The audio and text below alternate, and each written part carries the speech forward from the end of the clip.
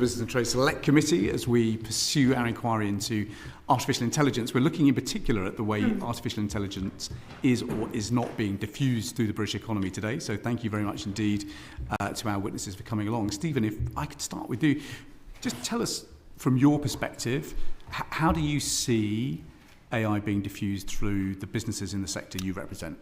Thank you very much for the opportunity today to give evidence. So obviously we represent national manufacturing, with a national manufacturing body, and if you think about manufacturing, it's about 130,000 businesses in the manufacturing sector in this country, which represents 2.5 million jobs, of which 800 are large companies and the rest are SMEs. So we have to think about this in two parts. It's very important that we do that. Overall, if we look at the data and the latest survey data about AI adoption in the manufacturing sector, we've got 37% of that total 130,000 running small pilots at the moment on AI, 43% in that experimental sort of stage, 18% haven't done anything at all, and only 2% with full implementations of AI in factory. How do you feel about those numbers? I mean, do you feel sort of comfortable this is just an early stage, or? Okay, let me just unpack a little bit further and then I can answer your question if I could. So if we think about the large companies, they're well ahead. And again, 3 buckets of AI in general. So if you look at generative AI doing back office functions, for example, helping with HR, finance, those sorts of things, everyone's on that program now. They tend to be using that in their businesses. The second bucket is operational technology, which is the critical part for manufacturing, using it on the shop floor, where we go more towards agentic type AI, self-governing AI for predictive maintenance and scheduling. Here you see some very good use cases with those large companies, and later we can come on to some of that data. And then the third bucket is on compliance and regulation. We've got some very, very good examples now where there's a lot of interest in investing to speed up the certification process for products. Defence is probably the furthest ahead in manufacturing. So in defence, we have to do safety cases when we implement a new piece of equipment to the forces from the manufacturers. Typically, that takes 3 months. We've now got examples of that being done in 2 or 3 days instead using AI. So it's possible in other areas. You can imagine commercial aerospace. And would you say that the big companies in this country are basically matching the global frontier? Are they basically best in class globally, or are they a touch behind or a touch ahead? Well, from our recent observations on that, the Chinese are pretty well ahead with this, to be honest with you, and very well invested. It's a matter of investment.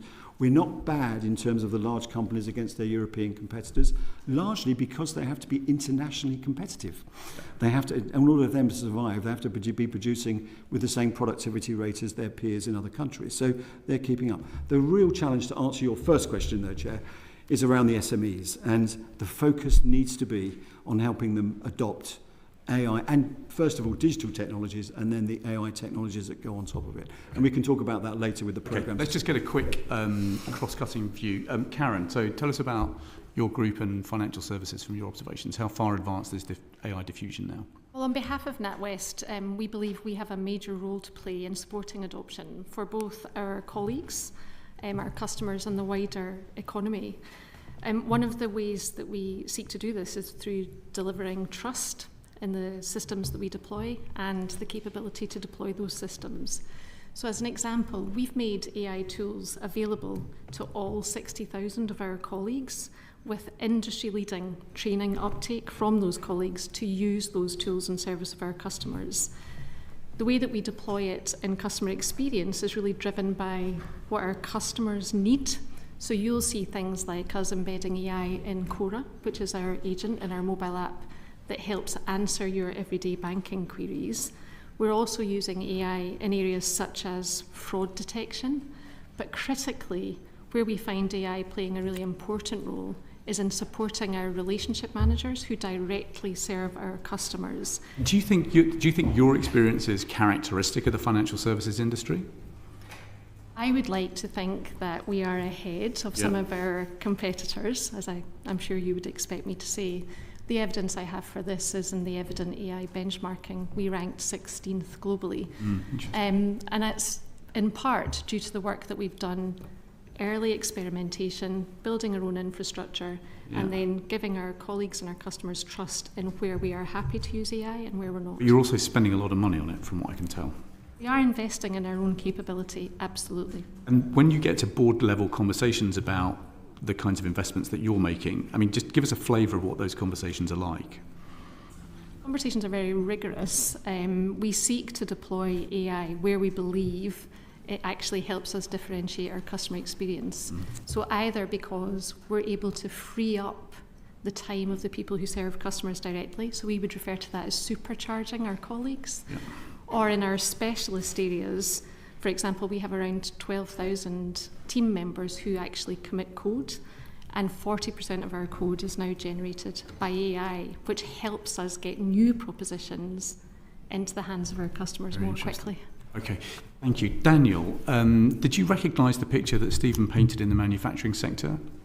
Yes, absolutely. So Siemens are a global technology company.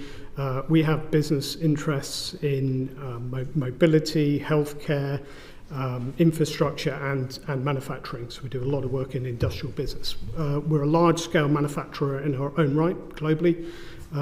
So we have experience of deployment of AI within our own manufacturing operations to make sure we can increase our productivity and reduce overall costs. These are drivers within our own operations. But we also have product businesses that support manufacturers. So exactly as Stephen was saying, the vast majority of our customer base would be SMEs. So we have experience with working with large multinationals who I would say are probably further ahead. They're in a position to be able to fund data science and dedicated teams focusing on these topics, but it's more of a challenge within the SME space in terms of that. So and how do the conversations about AI investment go within your firm? I mean, Siemens ourselves, we like an example from Karen, we're a large-scale adopter of artificial intelligence. So we have made various models available to our own people internally, and I would say the adoption has been greatest in back-office functions. So these are sort of financial, legal, commercial, sort of marketing-type functions, and less or at slower rate in terms of the adoption really on the factory floor. And this is largely because there are some fundamental challenges around the adoption of artificial intelligence in operational technology environments. So you will hear Siemens talk quite a lot about industrial AI, trying to differentiate some of the challenges of adoption in an industrial environment from an IT environment. Okay, thank you. And then Kay, just to round out the picture, you're obviously working with a lot of companies across the world. I mean, how are you finding they're taking decisions about how much to invest, whether they're investing enough, and whether returns on investment are most fruitful? Yeah, it's a very topical question, and from an Accenture perspective, as you said, we work with some of the largest sort of enterprises. And my role, particularly focused around UK and Ireland clients, I get to see a broad range across all industry sectors, all the way from creating business cases, strategies, getting things to a stage where organisations are comfortable to commit to an investment, and then through the delivery phase. And that's often, as this technology is being built, we start to see the real challenges and how to overcome them. And really where we act is a combination of technology for business change when it meets processes within enterprise, but also people and how to sort of how to upskill and how to change the roles and the models that people work in organizations. In terms of what we're seeing around investment, it's, I'll give you an example. There's a large financial services client that we worked with. As Karen said, actually, a very rigorous process. It took us 9 months jointly with the client to take a business case through approval, where the initial phase of the project was 3 months. So a huge amount of focus up front on where is the right area to focus, how do we bring all the elements together, including the technology. That's often the sort of easy bit, because you just essentially procure technology, but how do you get your business data, so all the corporate information and data ready? How do you bring your people onto the journey? Because there's a real element of creating the right posture and the right message back into the organization, and then getting the right business stakeholders lined up, who quite often will cut across organizational silos. When we talk about putting AI into business, you're quite often doing it in a process which is end-to-end, which runs across different silos owned by different executives in the business, and creating that alignment. Okay, thank you. Antonia Vance. Thank you very much. So this is a question to all of the members of the panel, and I'll come to you in turn. But where have you seen the most credible productivity gains from AI so far? And are there areas where expected benefits haven't materialised? I'll be particularly keen to understand, if we may, where you're beginning to realise any savings, or where those, as I say, where those productivity gains are real. If I may, I'll start with you, Karen. Thank you. I would say that where we see the greatest benefit from AI has been around productivity of those who serve our customers. And I'd like to share with you a specific example. So we deployed the AI capability to automatically summarise client and customer meetings into our relationship manager teams, both in our corporate and institutional banking team, but also in our private banking and wealth management team. And actually, the ability to automatically summarise is quite well known across AI and is trusted. But there were unintended benefits from this change. So we actually saved 72.5% of note-taking time for a population of 220 relationship managers. The unintended benefit was that they were then able to be more present in the client conversation, to identify a greater range of needs for those clients. And actually we saw the client's experience improve, as evidenced by an increase in our Net Promoter Score system, which is what we use to measure the quality of that interaction. And that's why we have such confidence that this really does supercharge our customer-facing teams. Again, another benefit is by using AI to automatically summarise those conversations, we are able to see at an organisational level what are the things that are most important to our clients. And I can bring that to life. If you look at the emergence of conflict in Iran, for example, we can quickly understand what is concerning our clients and actually support our relationship managers with information that just makes the experience of the client much more personalised of us as NatWest. Thank you.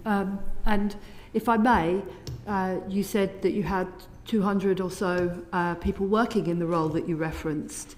Is your intention, and I'm sure you can't speak about individual roles, but is your intention to maintain that sort of staff profile, to change that staff profile going forward as a result of what you've learned, perhaps to reduce the number in that cohort of your team?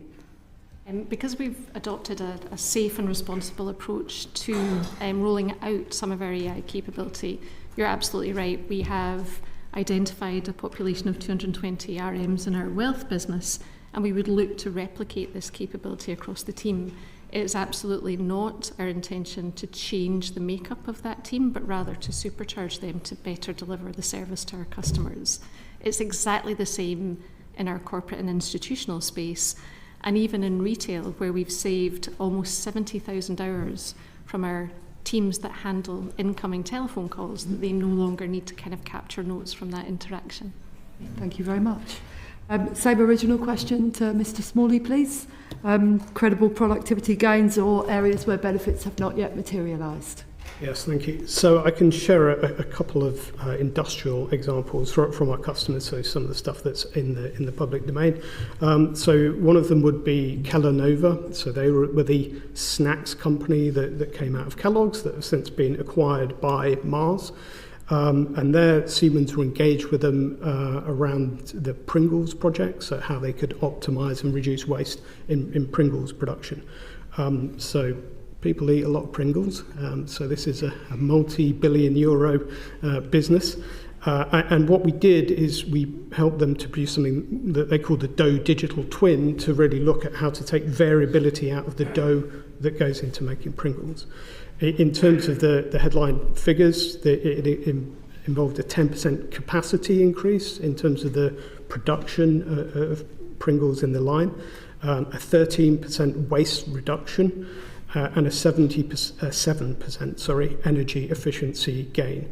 So it's really tackling the top end in terms of producing more product, but also the bottom end in terms of reducing waste in production. So a highly successful project. Another one from an infrastructure perspective, we do a lot of work with the water companies and energy companies in the UK as well. So we have an example of an application we developed in conjunction with Yorkshire Water and Sheffield University. And this was around producing a solution around predicting blockages within the water network. And this is ultimately to reduce instances of flood and sewage discharge into the network. So ultimately, this now allows them to predict a blockage 3 to 4 times more efficiently than they were previously able to do so. So ultimately, allowing them to make more targeted maintenance efforts in terms of reducing that flood risk. But what's really important here is by applying this industrial AI technology, it's allowing us to tackle engineering and industrial problems that we had no better solution in terms of being able to tackle. So we can now address new challenges. Thank you. Mr. Phipson. Thank you. And building on some of Daniel's points, from what we've seen, the big prize is on that shop floor AI, the operational technology side, predictive maintenance in particular, fully autonomous predictive maintenance. And when those systems are implemented, we see an increase between 10 and 30% of productivity, to build on what Daniel said. Also, and again, some of the interesting stats from our surveys, about a 30% reduction in waste overall, 50% faster time to market with new products coming out of those shop floor programs, defect rates massively reduced, the ability to do mass customization, and a 30% lower carbon footprint because energy efficiency is there. It's a great way of improving energy efficiency. The challenges, just to your point there, are particularly in those plants that have got older equipment and legacy data systems. This is a really big challenge for them to implement these systems, and we have quite a few of those businesses in this country. So this is more towards the newer investments or the newer factories that we're seeing these kinds of results. I mean, if we were talking about challenges for manufacturing more generally, Stephen, I'm sure you'd be telling me about energy costs. Absolutely. Number one, you'd have seen me in the press this week doing nothing about energy. Exactly. Right. So do you think, I mean, you've talked about the carbon reduction, but is there real potential for AI to really cut the energy needs in some of our intensive industries, do you think? Well, energy intensive is slightly different, but in general manufacturing, which is where we've got a huge challenge, if we go just before the AI step and digitise manufacturing, which is what we call Made Smarter in this country, our Made Smarter programme, the results of the 6,000 or so SMEs that have been through that programme shows an average of about a 40% reduction in energy consumption. So actually, I was suggesting we started calling it Made Greener rather than Made Smarter, because it's actually a big contributor to the problem we've got on energy. That's the big issue. Thank you. And Kay? Yeah, sure. And I'll lean on some research Accenture have just published called Generating Impact, which is specifically aimed at the UK economy in terms of potential for AI. And we surveyed over 500 executives and 2,000 employees across 17 industries. So it's a pretty rich data set backed up with some economic modelling. I think what we're finding is only 10% of our clients there or respondents we would call as scalers. So actually the level of activity is huge, but actually the level of progress right at the front end, where people are scaling this and getting real benefit from it, is still relatively small. I'll give you a couple of examples. I think from the research and backed up by what we see in the field as well, two of the biggest areas of benefit are software engineering, which is very native to this type of technology, and actually anything in the back office, really. And I'll give you an example of a large global immigration law firm that we work with, where we've put not just AI, but actually just digitization of workflow into their process, and the whole immigration and visa application process has been hugely streamlined with AI doing things like reading documents, checking certificates, checking backgrounds, and auto-filling forms and writing cover letters. Previously, that lawyers and other administrative staff would have done. It's one of the sort of most successful applications at scale that we've seen. On the other end, where things have not gone well, I think what we're seeing is in the customer space, I think people are being really careful, just because to have this type of technology operate autonomously in a customer-facing environment is quite a risky place at the moment. We see organizations trialing it, maybe in a youth brand or in a non-major brand, just to sort of test it out and see how it goes. But certainly I've got an example of rolling out a very similar transcription use case in a customer-facing environment, which probably didn't give the benefits. And that was really around where there was a particular team that were dealing with customer duty regulations, so fairly regulated space. And auto-transcription was created at the end of a customer contact. And actually the person was then spending twice as long comparing the auto notes with their own personal notes to create a superset of notes, and the whole exercise was taking much longer. And it spiked up and showed in our sort of performance results. And it's only when you drill into it, what really had been missed was adequate training for that team to say, we don't need to do both of these things. There's a slightly different way of capturing notes, so you really use the technology as a co-pilot rather than trying to sort of combine both yourself. So just like given these challenges, let me just bring in Dan Aldrich on the role for government on this. Hi there, thank you all for being here. So over the years, government and government agencies have funded lots of digital and technology adoption schemes. Thinking about kind of outcomes of that, what has worked and what hasn't worked, but also building on that. We know that the current government have started to move into the AI assurance space and really starting to take seriously responsible AI. Should the government? Is this a place for government? Basically, is government should it have a stronger role in setting standards and policies in this area? So Stephen, you talked about Made Smart. Yes. I mean, just it's probably there that I would answer the question. So in terms of, you're right, there are a number of programs. There's three that affect the manufacturing area. One is Made Smarter, which I will talk about in a second. The other one is really what we're doing around the catapult system and their support to industry, which is vitally important. And the third one is Innovate UK with their Bridge AI 2 program, which is about a front door really to access the skills, training and everything else that's there. We have to bear in mind, I think, again, back to the 130,000 businesses, most of which are SMEs. Many of them aren't even on the basic digital journey to start with. So the critical nature of Made Smarter is to get them on that journey. So far, we've run it in 9 regions around the country, and we've had about 5,000 SMEs out of the 130,000 go through the programme with really good results.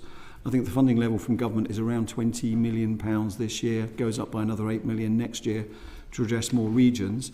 But the results from that are pretty good. These are SMEs with really time constrained, maybe without the leadership knowledge about anything to do with AI or digital skills, and to show them the improvements that can be made by putting digital technology on the shop floor has been extremely beneficial. That is an absolute key role for government if we want to be competitive and to maintain the supply chain here.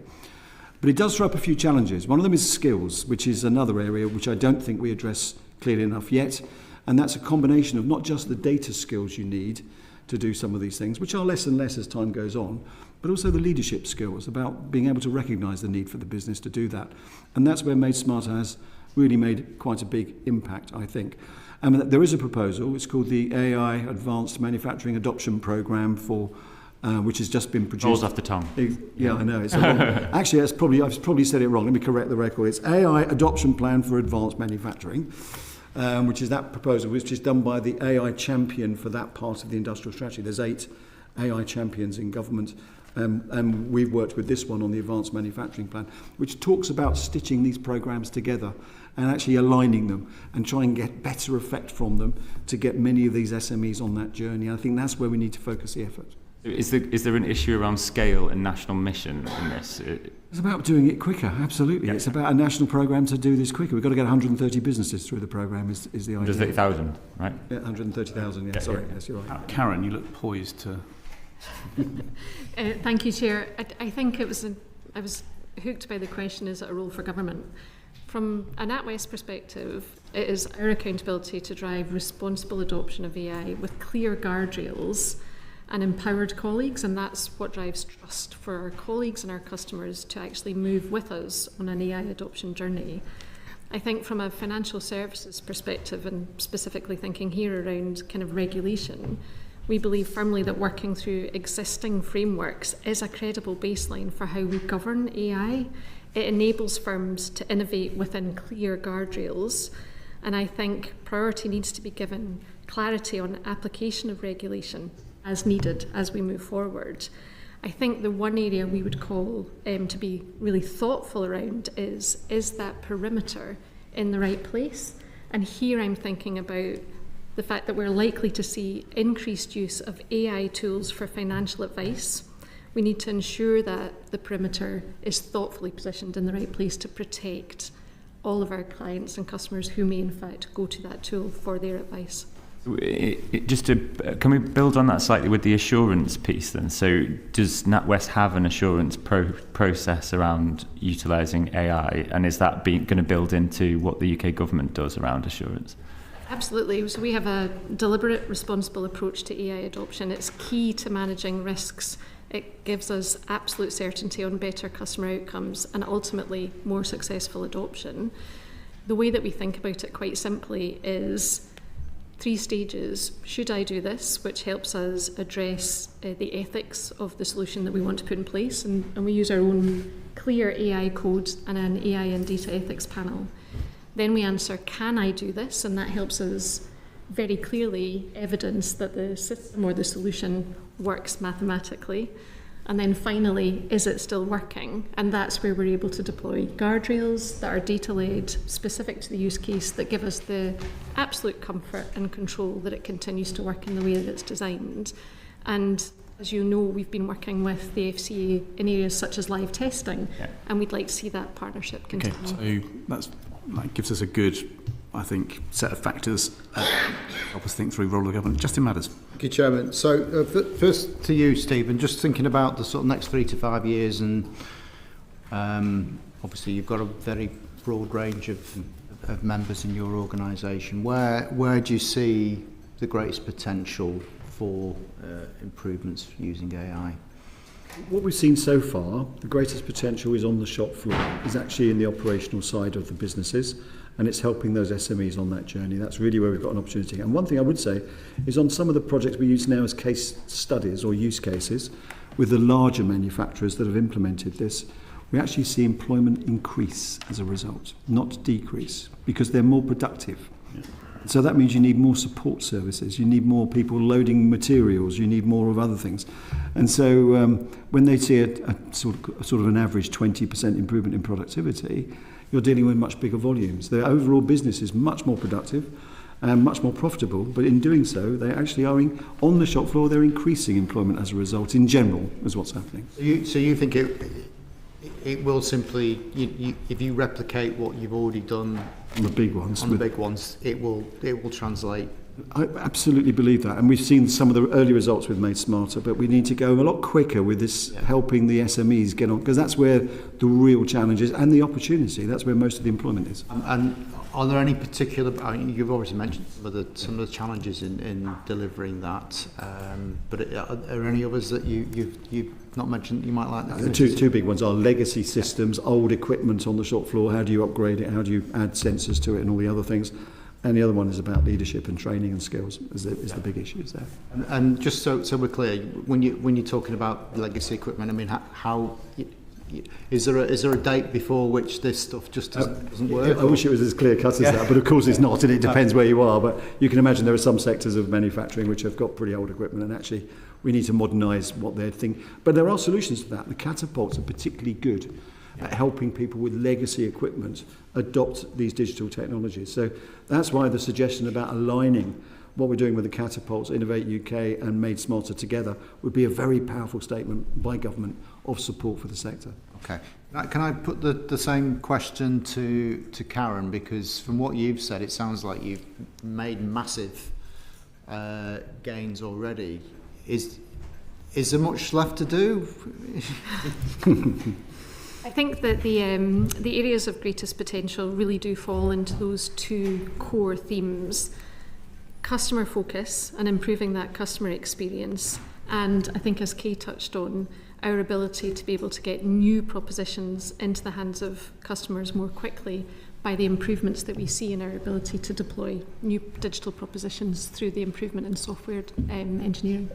So, because you've obviously thought about this across the entire business, is it about the software not quite being where it needs to be? Is it about just trying to ask the right questions? Is it about you've not got the quite is it just a question of time, or is there any particular reason why you won't achieve everything that you've set out at this stage?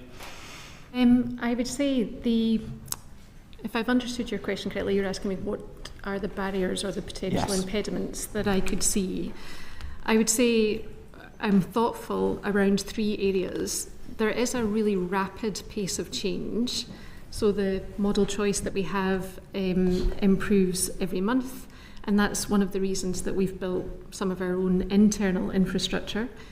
We do see some regulatory complexities, so the EU AI Act versus the UK approach. And I think, referring back to some of Daniel's comments, we do see the skills gap as being a potential future barrier. So in the FS Skills Commission report, we noted a 35% skills gap between demand and supply. And I think those are the 3 areas we consider there to be barriers in this achieving its full potential for our customers. Same question to you, Daniel. Yeah, I mean, we certainly see some cultural challenges around risk appetites and things like this, but I would say as a general comment, engineers are good at solving problems when given the right environments to do so. So you won't be surprised to hear me talk about energy costs. Again, this really is a topic that comes up again and again within our customer base. Skills and workforce capability, and I would probably expand that out into really supported ecosystems. So one thing, the UK is quite good at attracting AI talent in certain sectors, and largely this is because we create in certain sectors that stickiness, that there are more jobs, there are more universities and institutions supporting these, rather than it being an isolated thing, and I think that doesn't really exist within manufacturing, so it needs to be nurtured and encouraged, and of course sort of access to finance to adopt digital technologies. I mean, this is not an AI specific question, it's not a new challenge for manufacturing. We've probably had the same conversations around automation and robotics and these things in the past. The technology is there, it's how we scale adoption of the technology. I'm just bringing Sarah Edwards. Thank you, Chair.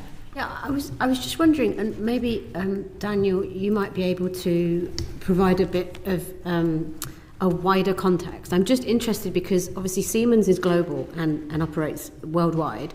So is there any light that you can shed on how AI adoption is happening across the Siemens sort of group?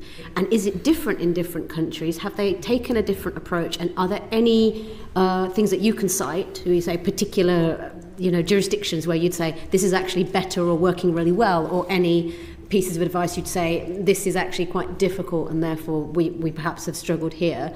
Are you able to give us a bit of insight into how it works, because you're working across so many different areas? Yeah, of course. So, I mean, we would like to consider ourselves a leader in this industrial AI space.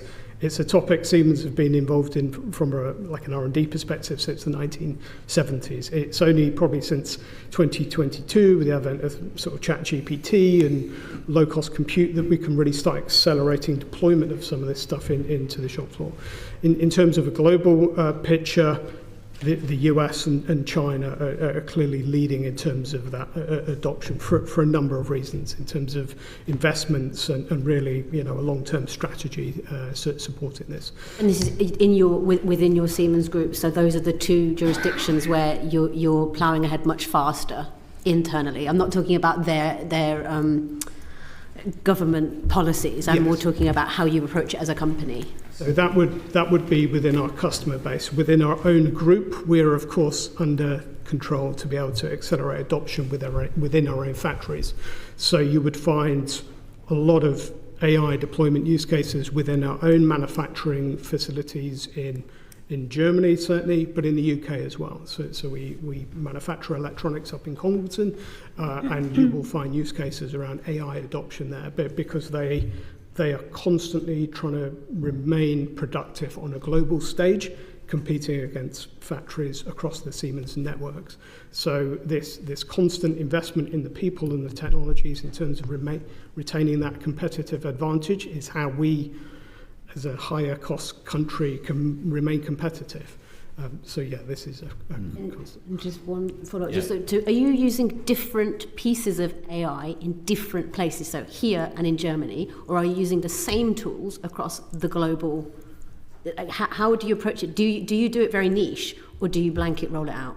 So, I mean, AI is a very broad umbrella term that Siemens are involved in across the board. But that scalability and focus on infrastructure is absolutely key to how we're scaling out the same use cases in other factories. Okay. So we see similar with a lot of our customers. There's a lot of piloting, a lot of testing going on. What is often missed in the piloting is how you get out of a pilot and how you deploy 10 times, 100 times, 1,000 times. And really that's one of the key learnings in terms of adoptions within our own factories, that you have to have common infrastructure that you can really say, we can solve a problem in Germany and we can roll it out in 100 factories elsewhere. Thank you. Hey, just to follow up on Mr. Madder's question. So Mr. Madders was basically asking about the kind of frictions that are slowing adoption around. Just when you look across your implementations, are you kind of spotting things that are in common? Yeah, absolutely. So I think nobody's short of ideas. There's plenty of ideas in industries where AI can apply. The biggest barriers are, and you talked about it just in terms of manufacturing context, but even in professional services organizations or large enterprise, legacy technology. Right. You know, these AI systems have to, at some point, interface with the machines that already exist and the infrastructure that already exists. And in some places, that's just not up to scale. It won't be able to cope, or it doesn't have the interfaces available. The second one is the data, because otherwise the technology is very general purpose. You know, you can deploy in 5 different organizations, but the only way you're going to get any form of competitive advantage, or actually accuracy, probably more importantly, is by teaching it from the data that you have. Now, that's a real effort in many organizations. Data is stored all over the place. It's in documents. It's in, you know, various people's folders, and how to kind of bring that together so you govern it, you manage it, and bring that in. And the third thing I'd sort of say is really just around the skills piece. The survey that we did was 18% of employees that we surveyed use generative AI tools every single day at work, which is triple what it was just 18 months ago. But actually, only 62% of those workers have had no training from their employers. So everybody is just figuring it. So a big population is just figuring it out themselves. Where actually a real focus on training, which is very role specific, I think would make a huge difference. Okay, Mr. Manners, anything else on that? Okay, Alison Griffiths. Thank you, Chair. If I may just follow on one quick question on that. I was just quite interested in whether in your individual companies and organisations and to your members, whether companies are coalescing around a smaller number of providers, or whether there is a genuine plethora of AI providers being used, and whether there is risk, inherent risk in a small number of providers, or whether we're mitigating that. If I start with Kay. No, absolutely, I can give you a view on that. I think AI is absolutely everywhere in the clients that we work with, in terms of every single piece of software that they already have in their enterprise. There is now an AI bolt-on, and they're expected to pay licenses, so it suddenly becomes a very important topic to discuss. I think the way this is changing, the way the AI technology, given we're still at a relatively early stage in the maturity of it, is it's wise to have multiple options. I think we would always be nervous when, or certainly advising a client, if they're narrowing down too quickly. You know, the tool of the day at the moment is the Anthropic Claude tool, but sort of in 6 months' time it could be something else. There is always that, the way the technology is moving, that can happen. As a good way of characterising it is if you think about 3 areas. So in sort of the back office functions, HR, accounting, there is a plethora of different tools to be used, and in the sort of general AI space, and people there's no particular dominant technology that's used there, and that changes, as you said, all the time. On the shop floor, it's a lot more limited, of which Siemens is a major player. It tends to be the integrators that provide the automation for the shop floor that are then moving into the AI space and helping with that. So, and there's not many of those companies, and Siemens and a few others like that are very typical of that space. If you're a very large company, some of them are writing their own programs and AI solutions from a corporate perspective and then deploying it around the world. I mean, car companies are tending to do that, whereas in corporate centre they'll have a generic, this is the way that we do this, and then they will deploy it in 50 factories around the world afterwards. But in the centre, in that OT opportunity, which is where the SMEs really the biggest opportunity are. There are a couple of really big providers. We've got a session on SMEs after this. So I want to make sure we focus on major sectors, which is what the focus of this session is. But thank you for those answers. That's actually really helpful for me. And the main thing I actually wanted to come and ask you about was, and some of it you've talked about, but the factors that are driving successful AI adoption by sector. So we've talked generally about leadership and skills and other factors, but if you think about the sectors that are being more successful or less successful in delivering AI, and why, and I suppose that the reasons for different firms being able to move faster or slower. Should I start with you, Daniel? Yeah, sure. So, I mean, there are differences in terms of levels of adoption because there are differences in levels of adoption of digital and automation technology in certain sectors.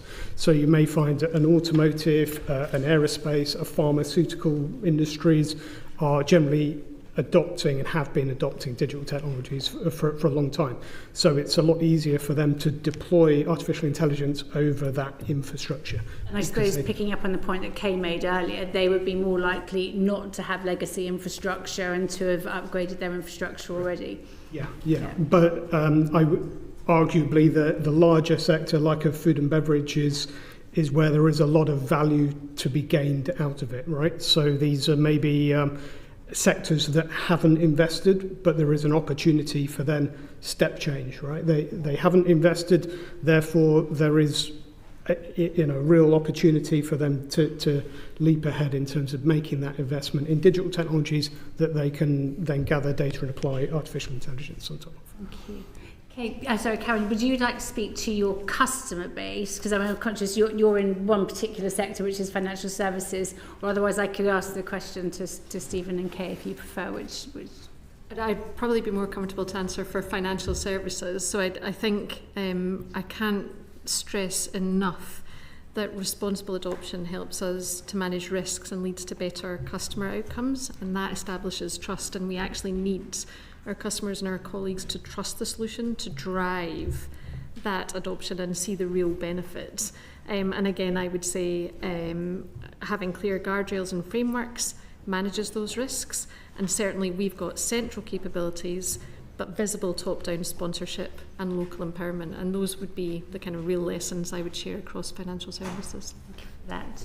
And Stephen, so I briefly, because we've got a vote coming, and there's one more question I'm going to try and get in before the bell goes. But Mr. Stephen, do proceed. Just too quickly then. So one would be the influence of prime contractors, the big organisations on their supply chain. It's an important factor.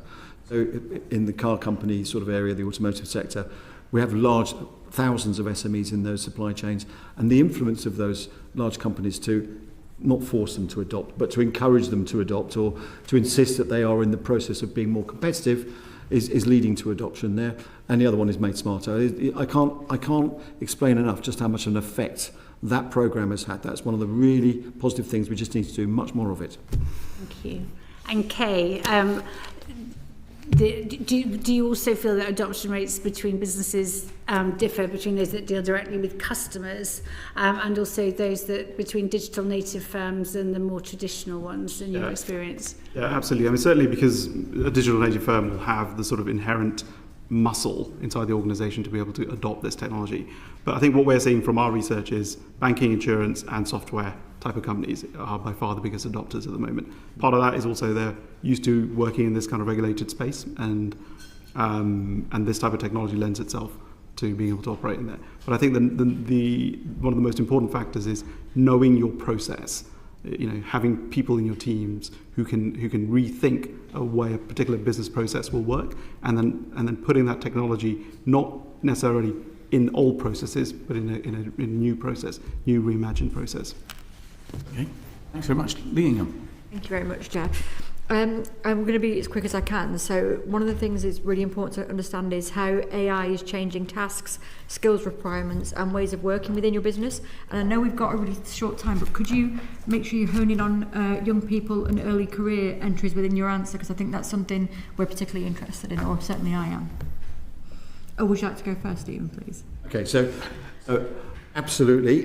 Digital skills really important. What we're finding is younger people have already got some of the basic equipped skills to deal with this. And actually a lot of people are very interested, a lot of manufacturing businesses are interested to employ them to help them on that journey, because traditionally engineers are, not an old grizzly bunch, but they're a pretty conservative bunch of engineering type characters, as we know from the sector. And actually they like the fact that someone's thinking differently. And a lot of the younger people joining these organisations have those digital skills. The other challenge is leadership skills. It's about recognition that we do need to change. We do need to adopt a different business process or culture in the business. And a lot of these are small businesses that have been in business a long time, first, second, sometimes third generation type manufacturing businesses. And that's where you need the external assistance from something like the Made Smarter programme. Okay. Yeah, so look, in my own experience, within my department in Accenture, I run the data and AI business. We have a Centre for Advanced AI, which we're trying to grow. We have seen graduates and just junior talent coming in through all sorts of schemes, and within 18 months they're able to leapfrog people in front of them. So we've had a really, really positive experience of people who are very comfortable with this technology, are also thinking first principles, because back to my point about designing process, it's no point just putting in technology into a process that's been like that for 25, 30 years. You have an opportunity to redesign something and being able to think on first principles basis. So we're going to be increasing the number of graduates that we take on year on year. Thank you.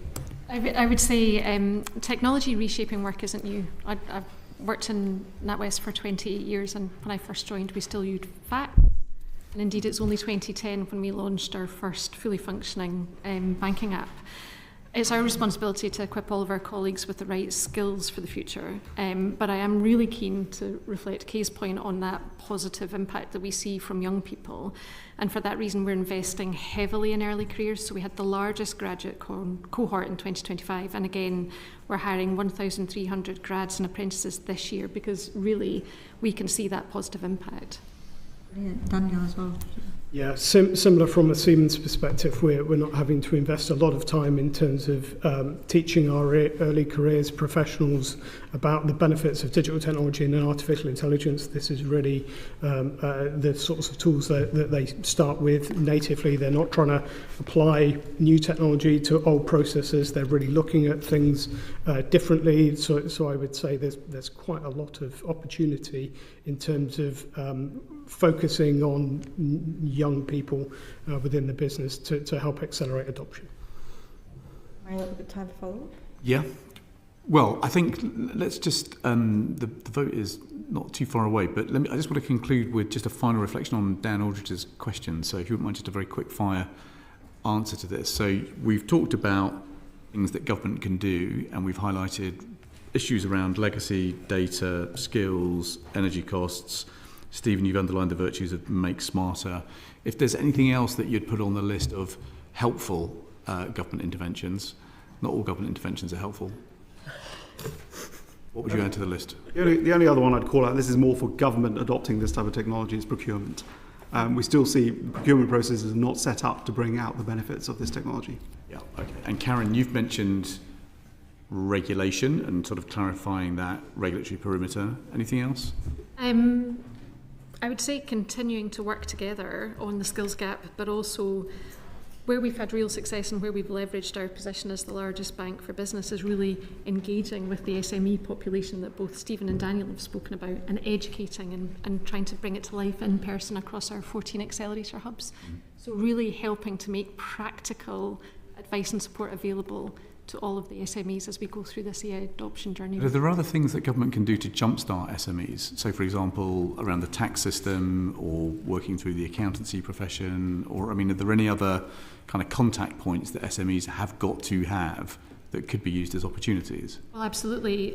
One of the things that we did was a strategic partnership across ourselves and Google Cloud, and that means that we're using our experts and Google experts to go out and really tangibly demonstrate how you can deploy AI to make your business more healthy and constructive.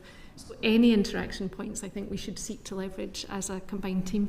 Okay, Daniel, apart from collapsing energy costs. Yeah, I mean, we're supportive of the points made in the AI adoption plan that Stephen referenced from the high value manufacturing catapults authored by Professor Dungy that makes a lot of the clear points in terms of how we adopt. So we clearly see this as not an innovation problem around new technology, it's the adoption of technology. Okay. Stephen, anything we missed from the list? Same point really as Daniel, that it's that alignment, it's that adoption programme. We're very supportive of what Chris has come up with, and we think that programme is the way forward to try and amplify and align, and of course reduce energy costs. Reduce energy costs, yeah, at that point. Great, right, that's been a brilliant discussion. Thank you very much for getting us started. I can lose this.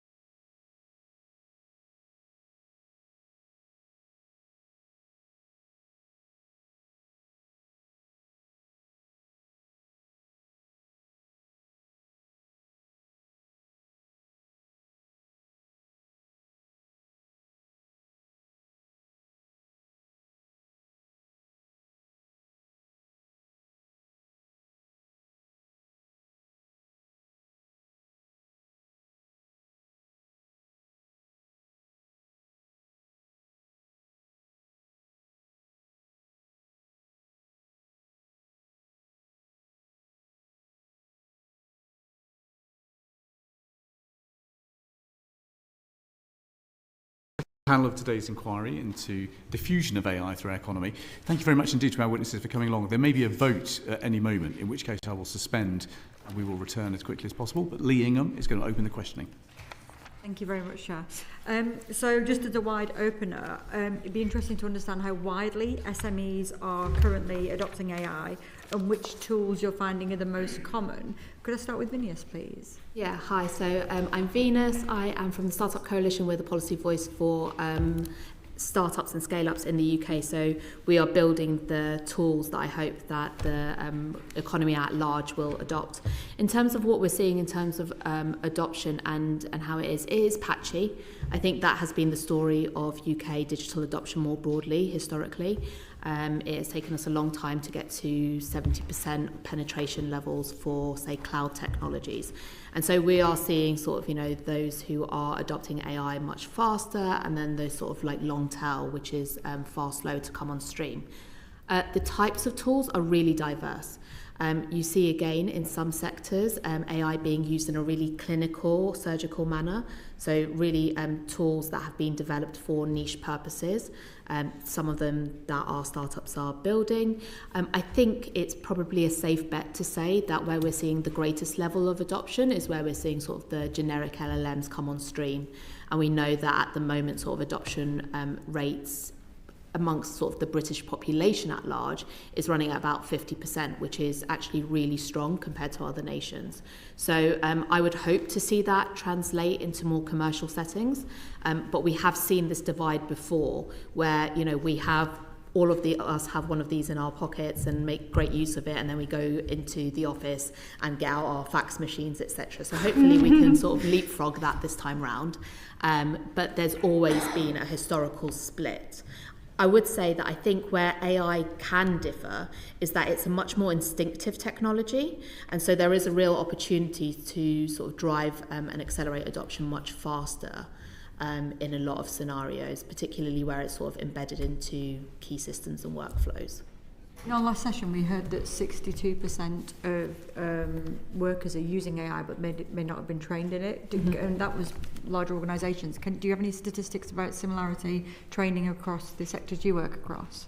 I don't, and that's partly because actually in the sort of startup community we're really operating right at the frontier, and so these are folks who are dedicating their livelihoods to building at the frontier, innovating, etc. And so they are AI digital natives from the very get-go, really. Mr. Wilson, what's the general story? So we've seen a huge increase in AI usage among small businesses over the last couple of years. We're up to 55% of small firms are consciously using AI within their business, and on average that's, I think, 4.7 different uses within the business. Obviously it's variable between sectors. Information and communication, professional and scientific are the biggest users, and what we also see is newer businesses. So if a business was formed in the last 4 years, they're 90% likely to be using AI. So that's for obvious reasons they can adopt it almost from the get-go. In terms of uses, I say the main thing is to improve your operational efficiency. So 60% are using it to draft written content. A reasonable proportion are using it to generate and edit images or videos, things like that. I actually think it's being underused in some contexts. So in public procurement bidding, it seems like a really obvious thing to use it for. It's still only 1 in 5 firms who are submitting bids. I think there's a big opportunity there to use it a lot more. And some are using it to a real depth. So around 1 in 5 are using it to develop new products and services or to make forecasts, and 4% are using bespoke AI tools within their business. David? Yeah, thank you. So I work for Innovate UK, which is the UK's innovation agency. I think from our point of view of the companies we've worked for and worked with, and going to work in the future, I think the feeling is adoption is accelerating, but it's very uneven. It's uneven across different sectors and between different sizes of organisations. And I think there remains a large gap between that experimentation with AI at that level of trying productivity gains, that sort of thing, with actually sort of embedded, scaled adoption. Very much. Dave, would you like to give us what is happening in your organisation? Yeah, of course. Hi guys. So I'm a little bit different. I run an accounting firm in the SME kind of space. So I work with around 50 different businesses of different sizes up into around 5 million turnover. So I work across all areas of their business from a finance perspective, not just the compliance side. And I'm very much on the front line. So I'm going to give you the story based on what I'm seeing, not based on the numbers. I'll tell you kind of what's actually happening at the cutting edge and the front line. I also experiment a lot with technology. So as an accountant, I'm probably, I would say, one of the highest adopters of AI, or Gen AI, which I presume we're talking about today predominantly, in our industry. I'm also probably one of the biggest skeptics of Gen AI in our industry. So on that note, just in terms of my clients, I would say, Vinous is probably right. Like, it is a little bit flaky in terms of adoption. When I ask my clients how they're using AI, there's quite a lot of silence before, I'm using a chat interface, or I'm doing, they'll give me a few different examples. But it's not an overwhelming sense that this is a technology that is completely transforming our businesses, and, we need more support, or is the best thing to ever happen to us. So I think just to split it up into the key areas I see them using it, because we haven't really talked much about the exact sort of, different ways. You've got the sort of use as a co-pilot style of using generative AI, which is using something like ChatGPT or Claude Chat or the chat interface of Copilot. And clients, most of my clients are doing this. Mm-hmm. So most clients are using the chat interfaces as effectively like a very, I'm going to say clever, not intelligent, because I don't think it's actually intelligent, Gen AI. It's very clever, sort of co-worker that sits next to them that they can tap into for anything and everything all day through their work. So if you were to say to me, what ways are they using it? I would say to you, that's a bit like asking me what sentences do my clients write with their keyboard. It's everything. And it's contextual to how their businesses work. Some key areas would be, like as Vinous or the guys have said, email creation, meeting notes transcription, marketing content creation, marketing branding creation, business research. And in some instances, I've seen these kind of workflows result in my clients talking about this is potentially replacing potential employees, or meaning they don't have to recruit potential employees. The next way they're using it, which again I advocate the first way, and the second way, which is using generative AI to do what we refer like vibe coding. So using the technology to send off agents to create code, to build assets, to build tools, to build websites to build slide decks, to build tools that might not necessarily run with AI, but can be created with this technology. And I'm seeing this as a very highly effective way to work in my clients, and I think this is an area that should be supported. The last area I just want to cover is using generative AI as a pilot, not a co-pilot. And by that I mean the execution of work from end to end. And I see this as a double-edged sword and a significant risk, actually, in many areas. We'll come on to that maybe a bit later. Let me stop you there, Mr. Sellick, just because we're going to get into benefits in a sec with Sarah Edwards. Sure, thank you. So we're quite interested in the benefits, and earlier the sort of adoption being uneven, I think, is quite key to that, because we've got PwC estimating that GDP could go up by sort of 10% in the next sort of 3-4 years, and the British Chamber of Commerce are citing SMEs as being sort of the most optimistic in their adoption of AI. But at the same time, an SME, is 0 to 249. So it's not that helpful, although we've got some interesting breakdown statistics. So I wondered if perhaps you could each focus on a sort of different size and scale of business, or a particular sector, in sort of the answers as to where do you think there's the greatest sort of benefits for this use? Because we've heard a bit about, obviously, finance being quite obvious, and we're sort of talking about manufacturing as a potential, but probably quite difficult.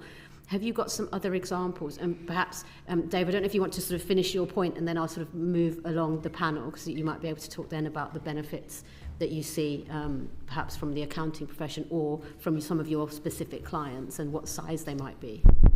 Yeah, and so I guess I'll start from where I left off in terms of where I think a lot of people will see the most significant benefit of AI, or the area where this sort of almost doomsday narrative is being created, that it's going to replace people, it's that good, it's going to replace professions, has come from what I was going to talk about there, which was using the AI to effectively run end-to-end process.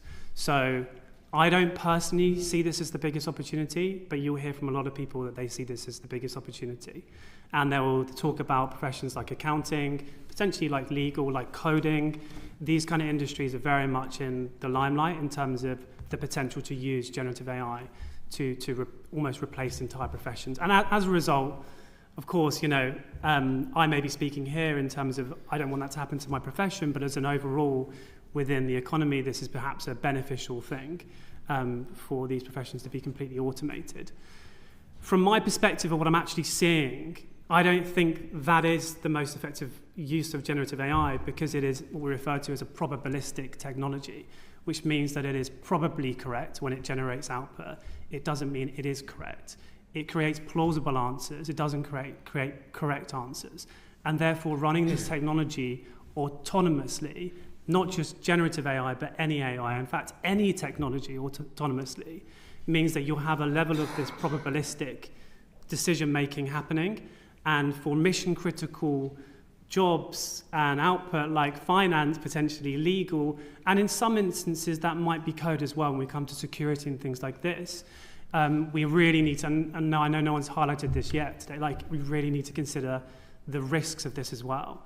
And if we talk about accounting, risk can also extend to things like tax revenue to the HMRC through clients choosing to use this technology to tell it to reduce their tax and create this riddle that needs to be sort of deconstructed. Where do I think that it's actually effective? I think it's effective in where I just mentioned, the clients that are using this technology as an opportunity to augment human skill set and to build tools that run what we refer to as deterministically, so are not putting risk on the table, but it is breaking down barriers that otherwise would have existed in areas of my clients like coding. Just speed us up, just because we've got to vote in a minute. Mr. Spence, would you agree with that analysis? What else do you see going on? Yeah, I would agree with that entirely. I think, for what we're seeing at the minute, the different benefits, the different productivity gains and all, it's exactly like that. There's no doubt about it. I think one key thing, and I think I mentioned it previously, is it's really about these are being used, some of them can be off-the-shelf services, but it's a question of, is it actually really being embedded into core AI activities within the company? And that's probably harder for a smaller company. But I think that's really it. If you look at, there was a DCIT survey found that 75% of AI using businesses reported workforce productivity, 50% increase. So it's definitely working there, it's definitely involved, but there's so many other things to come that we work with a lot of companies, using AI to determine crop safety, all that sort of thing. There's so much more of that we aren't actually seeing in the market as yet. Paul, on sort of the range of businesses that you see, have you got specific examples where you can say, well, this business in particular at this size really found that this and this really worked really well, and how are they approaching that? And so where can we sort of latch on to like the real positives, what they can do? Have you got some? Just trying to bring it back to an example because we're talking quite high level otherwise. So relatively unusually, we see fairly consistent productivity and revenue gains across all sizes of businesses, which I know is a super unhelpful thing, but AI is very accessible for the self-employed and micros as it is for larger businesses. It's 11% we see on average productivity gain and 3% on average revenue gain. And the thing that I think is quite interesting is if you take certain steps in how you adopt AI, you're much more likely to be one of the businesses that sees a significant revenue gain. So if you engage your staff in how to adopt AI, that's much more likely to see a revenue gain. If you've got a policy on how you're going to adopt it, you're much more likely to see that because I think you're doing it more confidently within parameters that you've set. And in terms of like what sort of things they're doing, I think the best examples are businesses who are freeing up their own time to do more of the thing that adds value to the client and frankly that they enjoy. So the plumber travelling between jobs using AI to take notes, to produce quotes so that they don't have to waste time doing that separately. When you're talking to lots of businesses, say they're talking to a client, they'll use AI to record the client's needs and produce an initial draft proposal for working with that client. Got a brand consultant who actually has an AI version of themselves. That's the first interface that the client has. It's all AI, they know that. And then he can spend more time getting into the really knotty stuff once the AI has already diagnosed the easy stuff. So I think there's some good examples, basically freeing up time and improving the quality of the business owner's life and hopefully that of their staff as well. And so, Vinous, startups, so they start out straight away and probably quite a lot of your members are in that sort of 0 to 4 year category, I'd imagine, where they're already sort of going, what are all the tools I can possibly have that make me really efficient? So perhaps you've got some great examples of how they've gone sort of like exponential growth and adoption. Listen, exponential... And you can name drop as well, do feel free to do that. Exponential growth is definitely sort of like the business that I'm in. I think what I'm really actually most excited about though, Sarah, is just that the fact that AI tools are lowering the barrier to entry in such a remarkable way, and I really think that should help spur on entrepreneurship if we can get the right sort of safety nets and guardrails around that. Because I think if maybe a few years ago I had an idea, I didn't really know how to take it. Now I can spend a weekend and essentially like create an app, create a marketing strategy, understand where to, what are the sort of like legal frameworks that I should think about before I go forward. And so I think what we're seeing from the founder end of things is actually that sort of, AI is acting as like an accelerant to getting their idea off the ground. And then you can go into sort of, Innovate UK, UKRI, the brilliant sort of funding programs that are out there right across the UK, the incubators, the accelerators to take that idea from 0 to 1.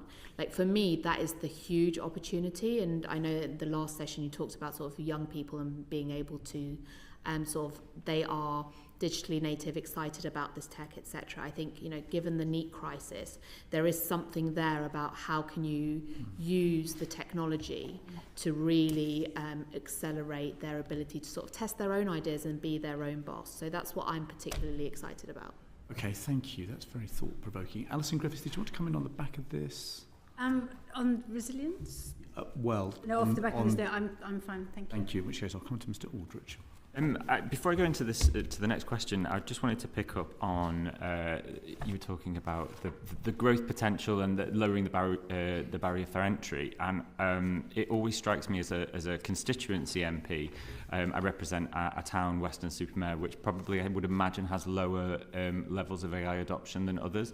Are anyone in the panel, are you seeing communities that are not? The risk is that we leave communities behind, right? So, and what is the role for government in that, and what is the role for organisations like yourselves? We have some members of Startup Coalition in Weston-super-Mare, but also FSB and others. So it would be useful to get a sense of those those barriers and how they're manifesting in communities? So I think where government can be really powerful here is adoption of AI within the public sector. I have a thesis, and I may be wrong, I hope I'm not, that actually you could see a faster acceleration and diffusion of AI in the public sector, because it's a much more sort of structured employer where the NHS has like clear L&D budgets, etc. And so you can actually hold people along that journey with you in a way where actually in the private sector you've often seen sort of L&D budgets decimated over the last few years.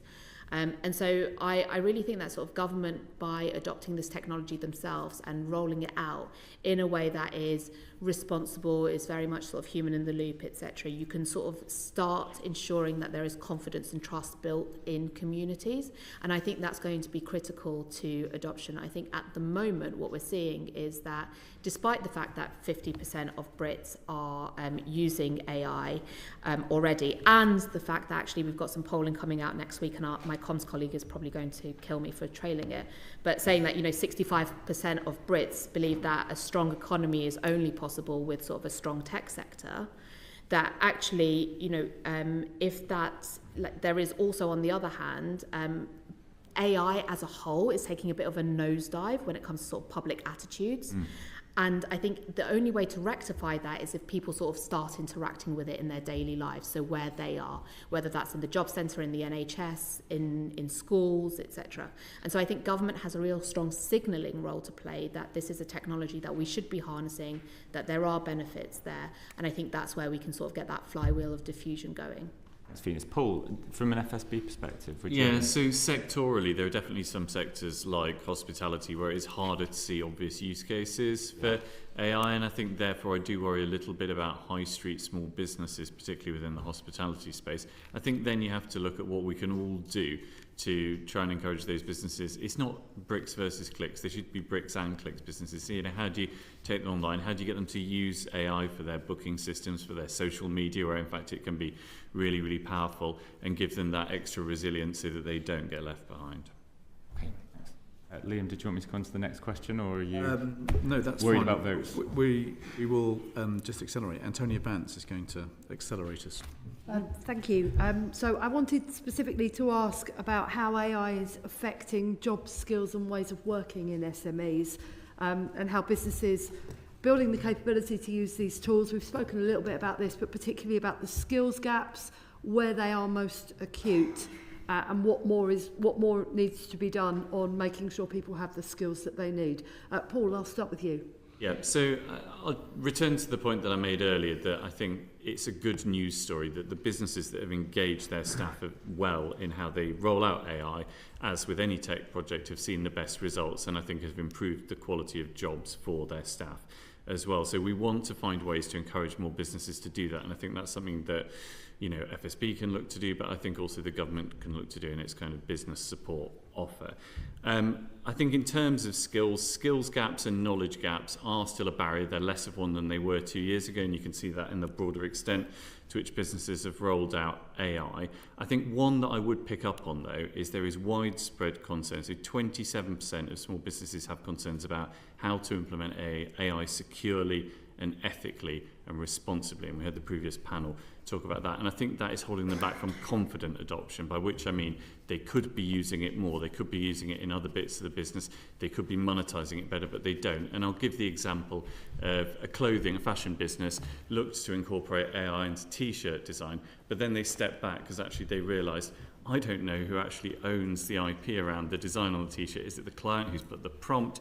Is it the provider of the AI model? Is it me, the business? So they step back, and I think helping more businesses to navigate that and come up with their own policies is important. There is, of course, a huge role for schools, colleges, universities here. Great if we can think about how to build AI into project work and coursework, and then have people coming out of the education system who are already used to using it. And I would say I think DCIT has really good ambitions in terms of its skills hub, its skills boost that we're proud to be a partner of, looking to help 10 million individuals and small businesses. So I think the ambition levels are good, and we just need to build upon that. Right, I've got a minister on his feet, so I'm going to just jump the order slightly, come to Justin Matters very quickly, and then if the bell hasn't gone, I'm going to come back to Alison Griffiths. But I just want to zero in on your short advice for government. Yes. AI adoption schemes for SMEs. What's worked in the past? What do you think government should be doing and funding? Dave Spence, do you want to tell us why everything's okay? Do you mean on skills specific? No, I think general diffusion of AI through small and medium-sized enterprises. Yeah, of course. So I think, the role of government, and obviously I'm representing government in this situation, what we can try to do. I think for me at a high level, it's really removing the risk, or at least reducing the risk for SMEs to adopt AI. And that could be a number of things, just to give them that confidence in adoption. Skills, data, suppliers and assurance. When we say skills, it isn't just necessarily about the skill level of each individual being able to do their job, but skills level targeted at the right people, so the CEO team, the C-suite team know exactly what they're trying to do, how to implement it right the way down to the people actually doing the work.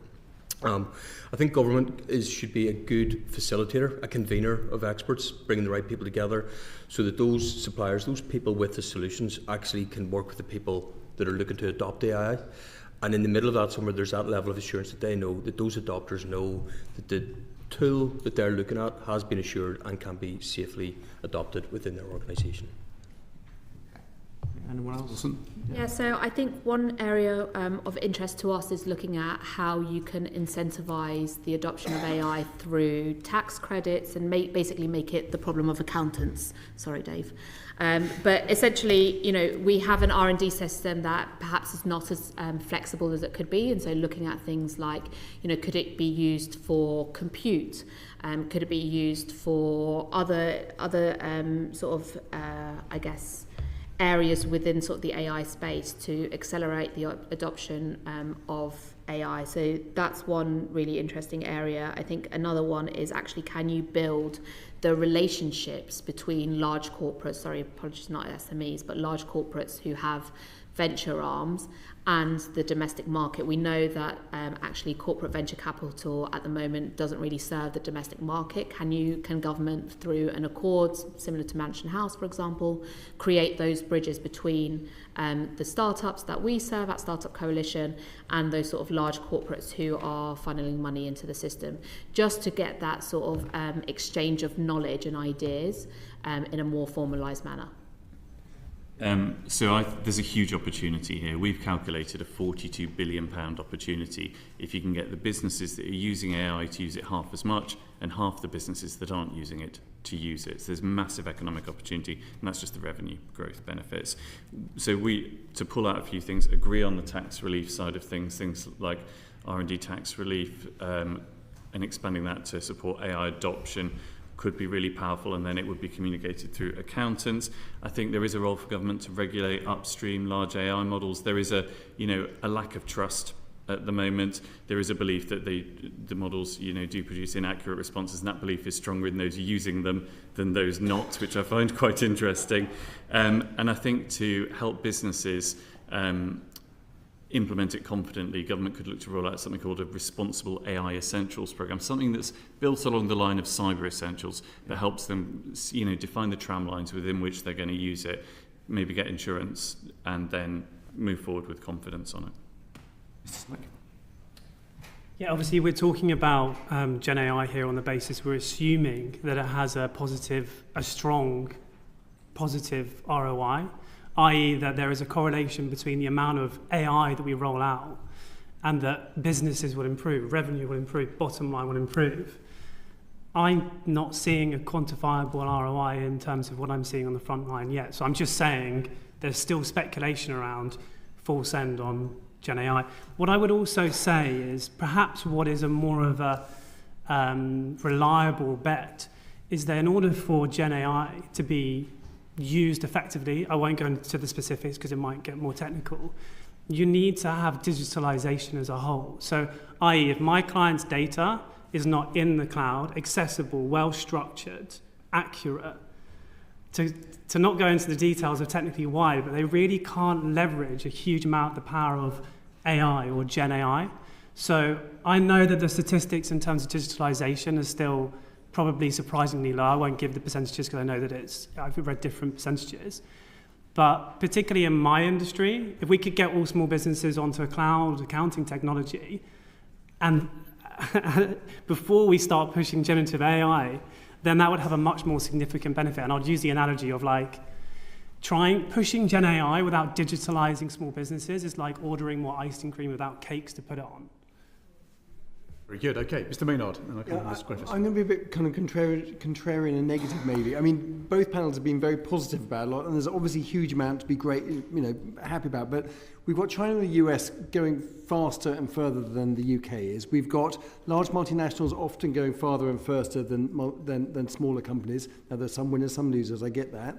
We've got You've got 400 billion being spent by the top 5 AI companies globally. That's coming, that's going to take a lot of selling, general admin, job, cost and jobs out of the market, almost certainly, which is going to lead to quite a lot, and maybe it's a massive amount of dislocation, and that could happen very quickly. And is that something that is just nonsense, or is that something that we don't want to recognise and therefore it doesn't, and we'll carry on? Or do you think that's actually a real risk that we should be addressing much more seriously, perhaps on this side of the room than your side of the room? But, how worried are you about that sort of stuff? Yeah, so I'm happy to go first on this one. So I think it's really important that as the UK, we pick our races. And we know where we should compete and where we should not. And so, there has been a lot of chatter recently after sort of the Anthropic story about, okay, we need to go full throttle and building full stack sovereign capability in the UK. As you said, there are, the billions that are being pummeled into doing that by some of the largest players, the US and the China, plus our own energy constraints, as we heard from the large panel, and sort of regulatory hindrances, whether that's copyright or other things. That means actually sort of, developing our own LLM, a sovereign LLM is possibly, not going to be where we win the race. Where we are incredibly competitive is in areas of historic strength, so whether it's financial services, life sciences, etc., and at the sort of application layer of the stack. I think there we should really be doubling down, and it's great to see from government things like the Sov AI unit getting up and running, giving our startups both compute power and direct investment.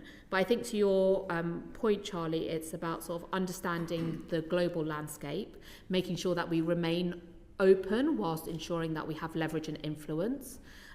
Given the geopolitics of today, and picking the right races. In terms of that point on sort of dislocation, I think if we get that first piece right, we can sort of support that transition into whatever the new economy looks like. And I certainly don't have a crystal ball, so I won't make any I won't speculate there.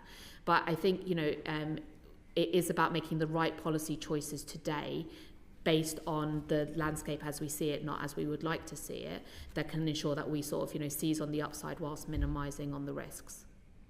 Okay, Mr. Wilson. So I think it's important that government can move really quickly if we see any of these risks accelerating. So one of the things that I think we would recommend is that the Digital Regulation Cooperation Forum, which is currently kind of an informal grouping of regulators, could be put on a statutory footing and therefore given responsibility for AI regulation and be able to react more quickly. And while our evidence doesn't show that businesses are using AI to displace jobs at any great rate, in fact, I think what they're doing is where they have had to cut jobs for cost reasons, they're using AI to kind of come in and fill the gap. I think that's something that government should monitor incredibly closely. So looking at the AI Economics Institute, and I think bodies like the Low Pay Commission should be looking at that interaction between AI, employment costs, jobs and things like that, and again be prepared to act quickly if it looks like things are changing. But as I say, we're not seeing that risk significantly at the moment. Yeah, I don't have a great deal to add, to be honest. I think Vinous put it very well about pick your battles, look for those unicorns that the United Kingdom can develop and has expertise in, and can become world leaders. I think in terms of the regulation, from my point of view, the general feeling at the minute is the UK has got a good balance of regulation that isn't too risky, but it sort of doesn't stifle innovation at the same time with a good level of regulation. So I think from that point of view, nothing to add. Right, Mr. Sellick, what's your view? In terms of whether the AI is going to take people's jobs, and obviously I'm more, my industry or my profession is the target of a lot of that conversation. I'm not going to speculate and kind of say fully maybe what I think on a speculative basis. I'm just going to say what I see in terms of evidence. I believe that the statement around is going to take people's jobs is exactly that, speculation. I do not see any evidence that it can happen at the moment based on the mechanics of how this technology works, which is that it's probabilistic technology that cannot automate what we do as accountants, regardless of what you might hear in the narrative. If I'm honest with you, I do this job every single day. So I will tell you that on the basis of intuition. I'm looking at what this technology is doing. I'm using the frontier models for 12 hours a day in every way possible and imaginable. And I am not seeing any evidence that this technology can replace what we do in a consistent, accurate, high integrity way, without leaving, for example, our clients potentially in positions where they may be subject to a liability or a fine, or us leaving ourselves in a liable position. And we have seen evidence of this already with accountancy firms in terms of things that have been put out. So no, in that regard, I think that may well change. And if it does change, then yeah, I do expect there still to be some level of disruption in our industry. We're obviously seeing that across small businesses, and accounting is one of those where jobs have been displaced. I won't comment as to whether that is actually because of Gen AI, but I am skeptical that it is because of Gen AI, and we're now starting to see in multiple sectors re-employment of those people that have been displaced. I also want to draw your attention to... We do. I'm going to sneak in Alison Griffiths' question at this point, just because... Yeah. Okay, we've got the virtue of a loquacious minister, which I'm going to just quickly take advantage of. I just wanted to go to the adoption on large technology providers. So to what extent is SME AI adoption dependent on large technology providers, and what does that mean for cost, choice and building in-house capability? And I'm going to give you part two at the same time so you can answer both. Are certain vendors better for SME AI adoption, and what is different between them? Would you like to go first? Yeah, so I think the only thing that I'll say here is that I think the events of the last few days has shown that relying on one model provider is a supply chain risk. And so what we really want to see is sort of a diversity and a flourishing of providers being used, and certainly different models have different capabilities, and you might want to use a different model based on where you are deploying it. So for example, if you are working in a highly regulated environment or a secure environment, and that goes for our MOD as well as the private sector, you might want to use a model that you are able to sort of secure and take offline, so that essentially it cannot be switched off. But more broadly speaking, I think it is about having that sort of mix. And personally, I want to see the UK remain open, because I think that is the way we, remain competitive. So whether that's sort of proprietary models, open source models, I think there is a role for all of those, but it's about getting that mix right and ensuring that, we recognise that, like anything else, if we are overly reliant on one provider, then there is a risk. I just want to come back to this issue of public procurement, though, because I think... We ask you to be quick. I'll be super super quick, because I think actually, what we see is that the UK government actually prefers large vendors, partly because there is this sort of like risk aversion to buying from our startups and scale-ups. The old adage goes that, no one ever got fired for buying IBM. You could replace that with a number of others. And so I think, again, can the public sector lead the way and make sure that we are really sort of realising the benefits of sort of the wonderful startups that we have in the UK today? David. Yeah, I think there probably is a growing reliance on a smaller number of foundation models, cloud and AI tools. And I think the effect that it's had is that it has accelerated development, it has accelerated adoption, but does create a resilience issue. Say that again? It does create a resilience issue. Right. Thank you. Paul. So agree with the points that Vinous and David made. I think because a lot of small businesses will get this stuff on subscription, you've got to look at the ease of exiting those subscription contracts and the ability to switch and the interoperability of systems, both AI and non-AI. Those are all important factors. I guess one of the upsides of having a relatively small number of large players in this space, it does make it slightly easier to regulate those large players and provide that transparency over what those big models can do. So there's a bit of opportunity in there. That's a useful point. Thank you. And Dave. It is an issue. I mean, I actually read an article from a journalist today that has apparently seen the audited financials for OpenAI, and it suggests that their losses were over $100 million a day in 2025. when that's happening, of course, there is a risk that those kind of businesses potentially may not last. And if we have embedded Gen AI, particularly I mentioned the autonomous type of generative AI, into the operations of our small businesses, any business, quite frankly, and that model goes down, then yes, and it, based on those figures, it could potentially. So yeah, there is a resilience issue there, and I think that speaks not just to the fact that we need to look at, supporting businesses to look at multiple models and being agile to change, but it also speaks to being wary and potentially working with businesses to disclose the risks that happen when we are embedding this technology autonomously. We're very early at the moment, and if people indulge too much in a narrative and go fully in on this technology, we still don't know what the next month, 2 months, 3 months, 6 months look like for these models, and which will be ultimately the frontier models or the models that survive through that period. You've just timed it to perfection, if I may say so. I just glanced at the screen, and I think we are about to hear the bells ring, probably. So, thank you. Oh no, was that just an intervention? I think there is a vote imminent, so I will suspend the session there. Thank you very much indeed to our witnesses. If there's anything that struck you over the course of what you've heard today, then please do drop us a line by way of further evidence. We'd be very grateful for that. But a vote in the House is imminent, so the session is suspended.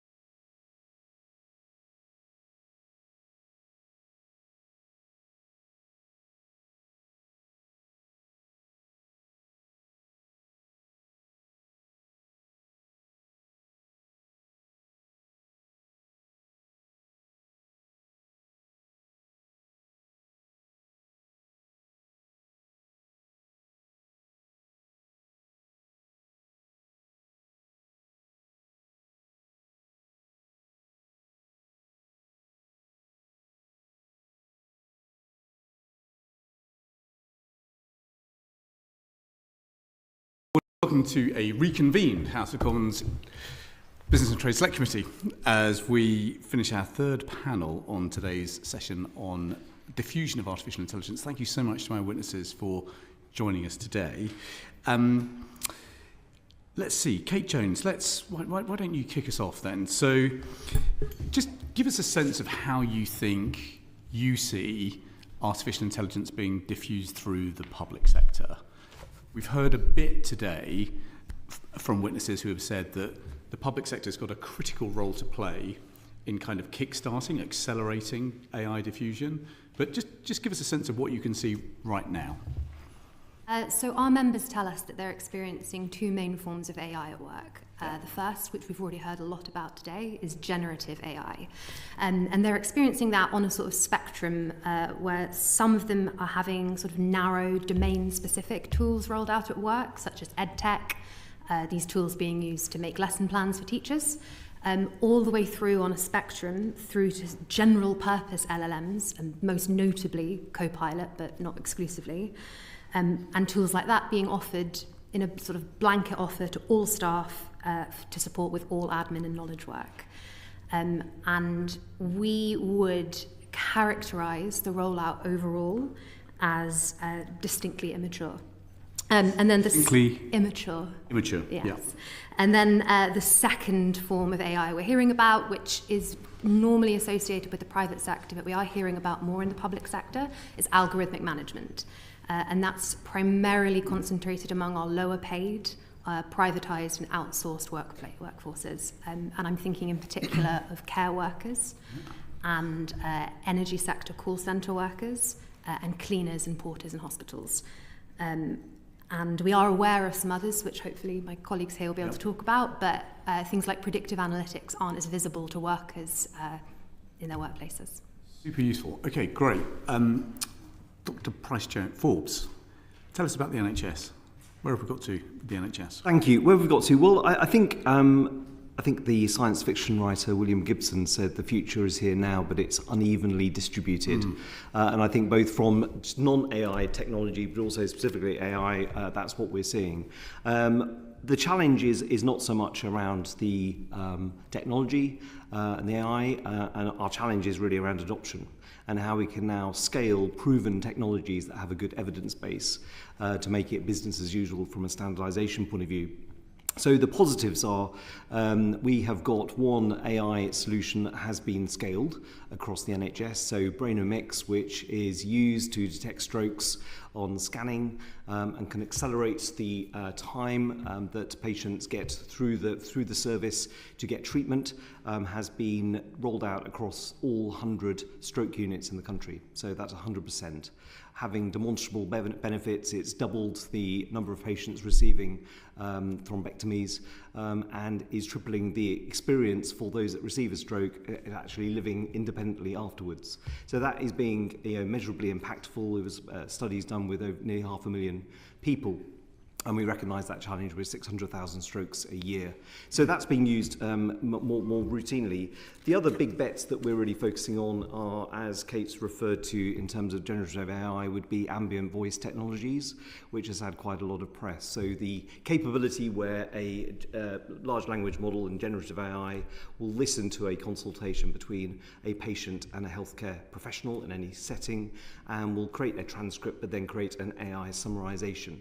Now, the largest global pilot of that was done in 2024 across London, across 9 settings, demonstrated consistent evidence of cognitive reduction in load, reducing administrative burden for clinicians, 51.7% reduction in admin time, 35% saying they felt less cognitively strained. And in some areas, particularly shift-based services like emergency departments, a 13.4% increase in throughput because they're able to go through and see those patients quicker. Interesting. The challenge now is how we've sort of set up and lent into that, recognising that there was a multitude of different solutions being piloted across the service, and that remains the case. So we have very much set out the standards for what we would expect from a business platform capability as well as a benefits assurance perspective. And we set out a national model for AVT with a registry which has 23 suppliers, and that's given a clear demand signal to suppliers, and in the previous panels you were talking about SMEs, etc., of enabling that sort of level playing field for market entry. So we've got real positives coming from AVT, and the final one I'd mention would be AI triage, where some good studies, particularly one study in Sussex using the NHS app, is demonstrating a 4.5% reduction in GP access because it's diverting patients to the right information or the right service at the right time. So I remember when I was a young junior health minister, I was struck one day when I realised that the NHS is actually an economy the size of Argentina. I don't know what the current stats are, but it's a very big and complicated place, a very big economy in and of itself. I mean, how do we think about understanding the extent of the rollout of AI in the NHS? Because we could look at this by looking at a range of different specialisms, we could look at it through a range of different functions, we could look at it through a range of different trusts. How should we kind of conceptualise how AI will roll out through the NHS in some kind of logical structure? Well, for the stats, the NHS workforce is 1.5 million, and we've got a similar number, if not slightly larger, in social care. And it's important that we talk about health and care professionals, given the impact of wider social determinants on the lived experience for the patients that we serve. The challenges at the moment have been, by and large, that the problems we're trying to solve are writ across the whole service in terms of administrative burden, documentation challenges, just information challenges. We've been very successful in digitising the NHS, and more than 95% of acute trusts now have electronic patient record systems.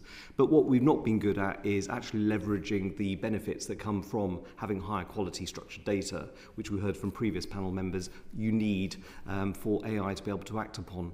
So the challenge now is how do we set the standards from a national perspective? We're clear with the National AI Roadmap that has been developed in order to support the government's ambition to become the most AI-enabled healthcare system by 2035.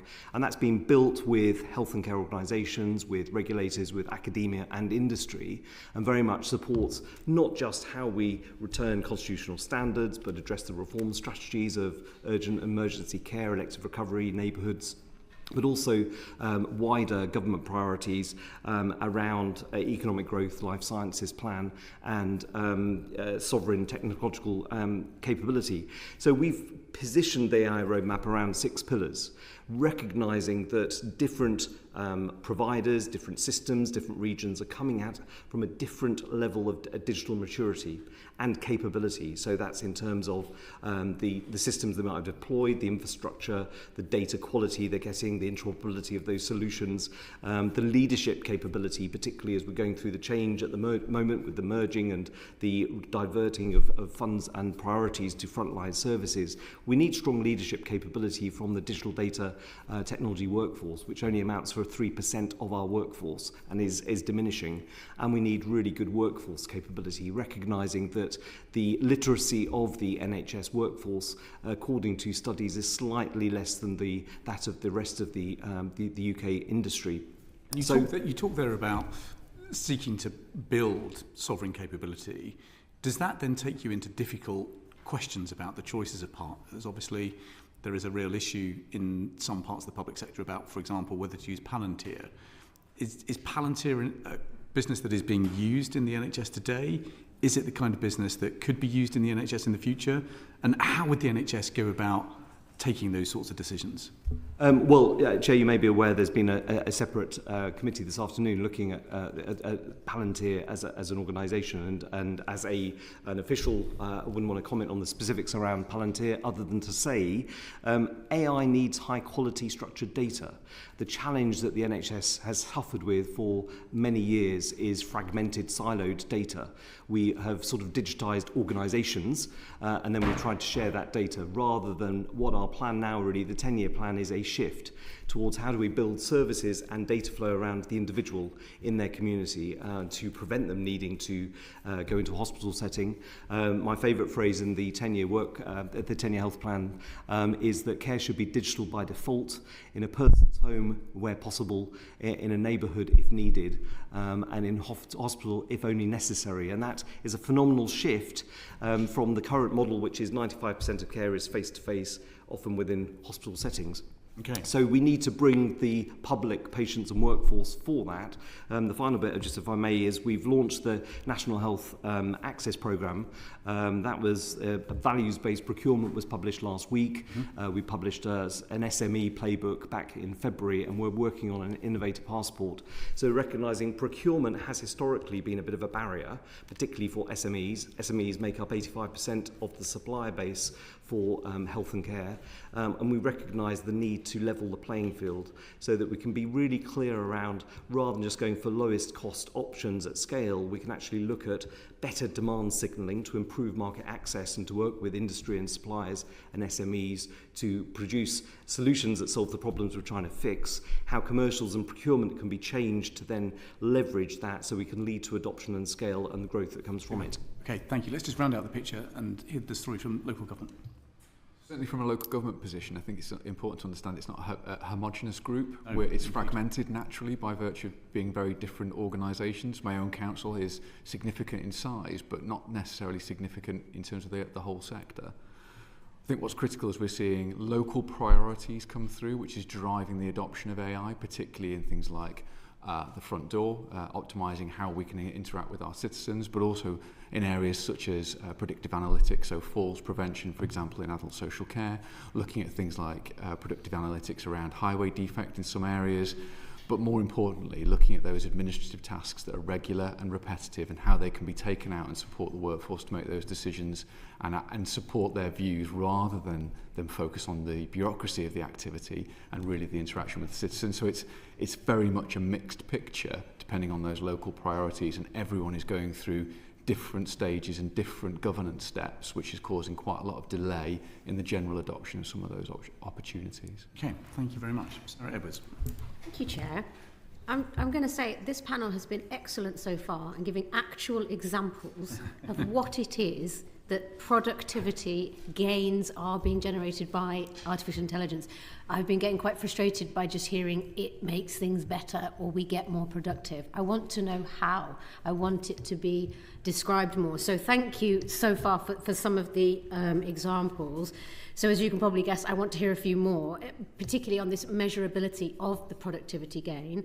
And so I'm going to go to Kate because I've already heard elements of the answer. So I'm going to give Alyn and Dr. Alec some time to think about how they'd like to give me some more examples of how across the public sector we can measure and see the opportunities for really increasing or benefiting or improvement or whatever it is that we're looking to do, or decreasing, it might be, decreasing, admissions to hospital. So, Kate, would you like to kick us off with some positive and hopefully some great examples? I can definitely kick us off. I was going to say, I do want to say, I'm not sure if you were here, Sarah, at the very beginning, but my answers will be largely relating to generative AI, because there are a lot of uses of AI, like predictive analytics, that the average worker just doesn't come across in their day-to-day working life. That said, workers reporting measured and demonstrated productivity improvements is really rare, and members are much more likely to tell us that engaging with AI outputs is eating the gain from using AI tools. And we've got a bunch of different examples of why and how this is happening. The first is we're hearing a rise in incidences of something called work slop, which is the work version of AI slop. And increasingly people are complaining that they're having to handle vast quantities of AI-produced information that are coming to them in their workplace and really slowing them down. And there was recently a report by the Harvard Business Review that said that every incidence of work slop that is sent through to a worker takes about 2 hours to handle and unpick and make functional.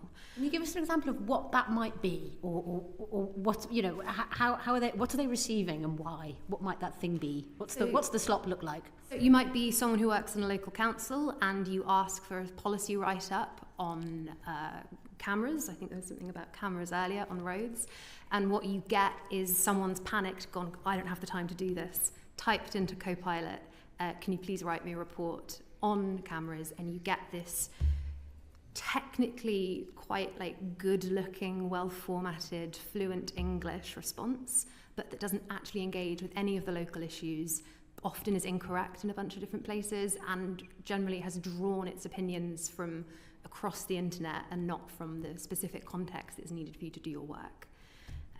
Right. And also beyond AI slop, the other thing we're hearing is that a lot of this work, when specific tasks are automated, they're not being eliminated, but they're just being pushed on to other people.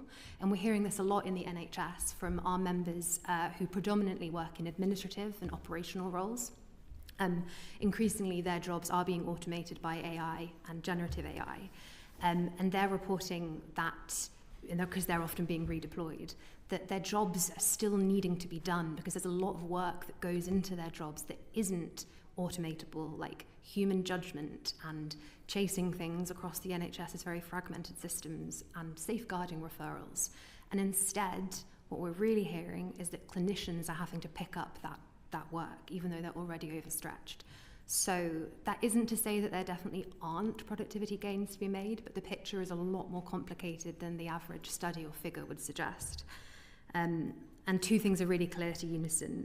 The first is that if there are to be productivity gains, they will come from targeted use, when a tool is rolled out and introduced with a specific, ideally worker-identified use for it in the workplace, and where workers have been consulted, trained, and supported in the use of tools.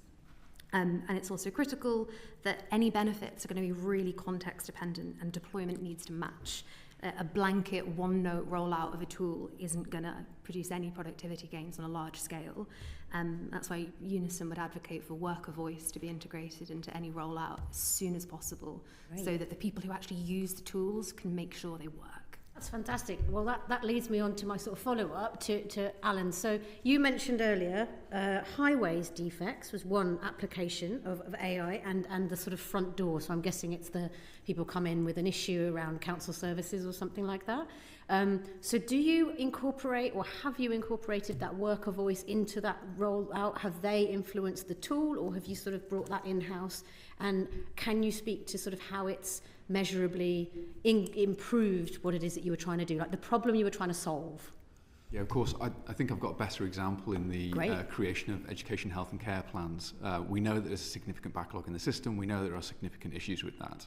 And what we found is by using the evidence and the guidance and really the skill set of those that are administratively compiling that information, but also the professionals that are involved in judging them and interacting with the parents and the child and the school, by using and developing the tooling with them, rather than it just being a technology-first approach, actually starting to understand the problem we're trying to solve, what is the issue, what is the delay, what is the concern, and then responding to it in that way. We have a vote in the House. Are colleagues able to come back after this one vote? Yeah. I'm slipped, so I'll just stay and hang on. Fine. Well, Chair, yeah. If you don't mind, we will just go and perform our democratic duty for the one vote, and if you are able to hang on, we will come back and just finish the questions. That is incredibly kind of you. Thank you. Panel is suspended.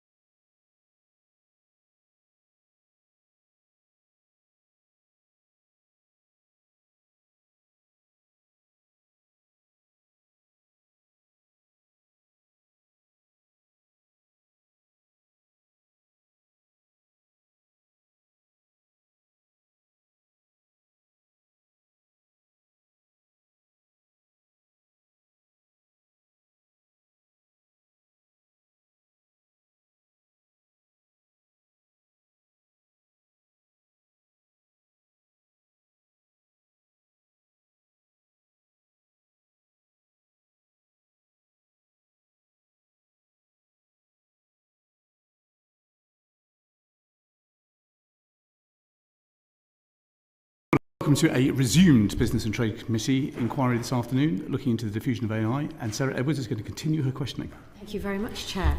So, Alec, now that we've had a short breather, perhaps you can give us a little bit more of the examples of how right across the NHS, as you're dealing with it on a slightly larger scale, there's sort of obvious productivity gains, and you already gave some really interesting examples around triaging and also how you actually can help with perhaps those smaller companies by giving that demand signal. So if you could give us a little bit more colour and flavour around what that looks like. Okay, so I mean, two good examples would be, they're very much point solutions, but one would be around teledermatology.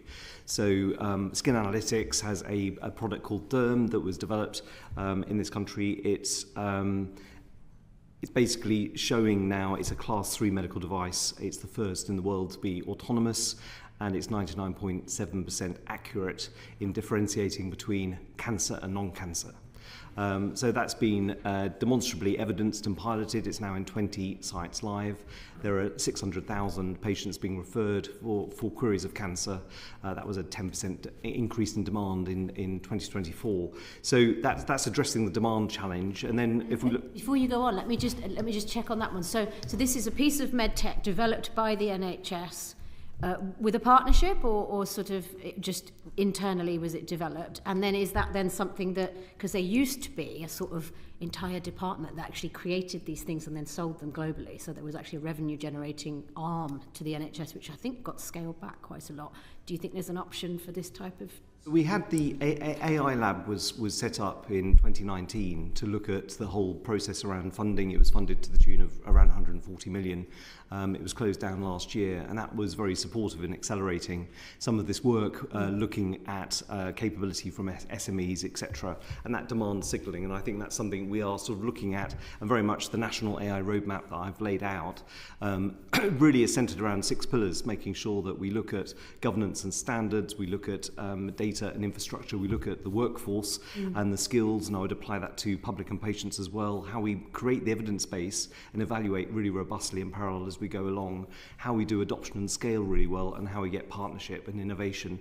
And that will enable us to do it once, have a do it once philosophy from the centre, but also enable different providers, regions, systems based on their own digital maturity to actually flex innovatively to be able to do things where it's appropriate to do so. So I think that's really the standard we're setting through the AI roadmap to create that growth mission, as well as improving standards around the quality and safety of care being delivered. Yeah, it would extend to medical device technology development. That's sort of using that NHS data, piloting options, because obviously what you've got is the ability to pilot that. Yeah, great. That sounds excellent. We've also seen diagnostics, another big field going beyond dermatology, but we're really focusing on areas where it's really important around breast cancer, prostate cancer, announcements last week by Secretary of State, and lung and bowel. So the AI Diagnostics Fund looks specifically at lung cancer, and that's led to basically a 50% reduction in the time it takes, 8 days down to 4 days, in making a diagnosis of either confirming somebody has lung cancer or refuting it, which speeds up their pathway, really important at a time of uncertainty for patients. You only mentioned lung cancer. Is there a particular reason why that was singled out to apply the AI? Just because it was looking at the imaging. It was very much around the diagnostics and using AI capability within imaging, a bit like the stroke detection that I mentioned earlier in terms of brainiomics. So these are real opportunities. I think what's important to say is we need a system wide lens. So the problem we're trying to solve here is that historically we've had a paternalistic NHS where patients will come. So I'm still a practicing consultant. I was clinical yesterday, both in person in the hospital and doing a virtual clinic last night. And what patients have told us consistently, seeing new patients yesterday, is they don't want to repeat their story. So when we talk about ambient voice technologies, that's great as a point solution to summarise and reduce the administrative burden that I have when I'm seeing a patient, but there's nothing particularly innovative about a patient repeating their story 12 or 13 times in different care settings before they see me at 9 months as a specialist and I make the diagnosis. So we're looking at how can we start to almost create a computable asset of the patient voice, and that's why the NHS app is so central to our tech plan. You'll hear more of that in coming weeks. but really enabling AI capability and voice capability within the NHS app to start to leverage the potential of not just patients journaling, but able to tell their story, and that to be then high quality structured data upon which AI triage tools, etc., can signpost them to the right information or the right service, is a real reimagination of what we're doing at the moment with the health and care system, and is really exciting. Okay, thank you. Matters. Yeah, could I just come back to some of the evidence you just gave, Kate, about the situation when new technology is rolled out? It seemed to me from what you were saying that not only does this sometimes have quite significant impacts on people's work, their tasks, how they're utilised, and it may have negative effects, may have positive effects.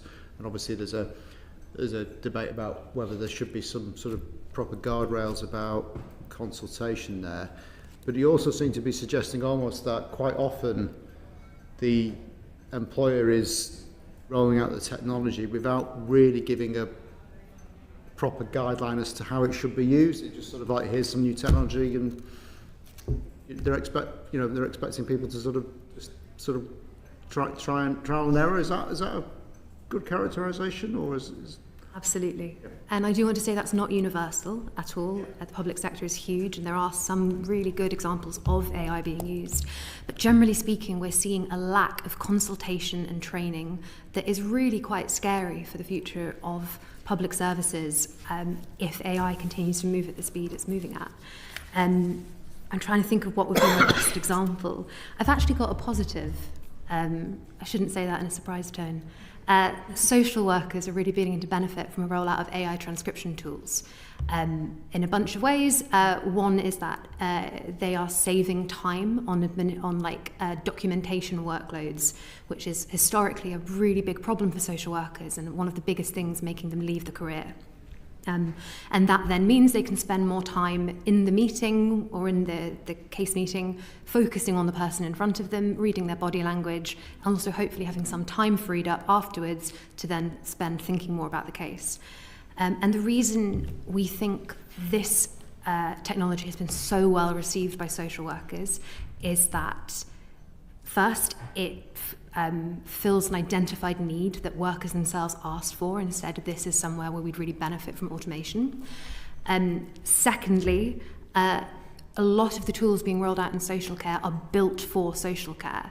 They are tools that have been built with the workforce as well as the specific tasks that are going to be done in mind, and some of them have consulted workers even during the development of the tools themselves. And then things like the data they're trained on is specific to social work, so they just end up being a lot more effective and working a lot better. And that is really quite a distinct example from what we're seeing across the public service. That's good to hear. It sounds like it should be a sort of template for best practice. But in terms of social workers using this software, obviously we know AI sometimes makes mistakes, hallucinates, sometimes has inbuilt prejudices.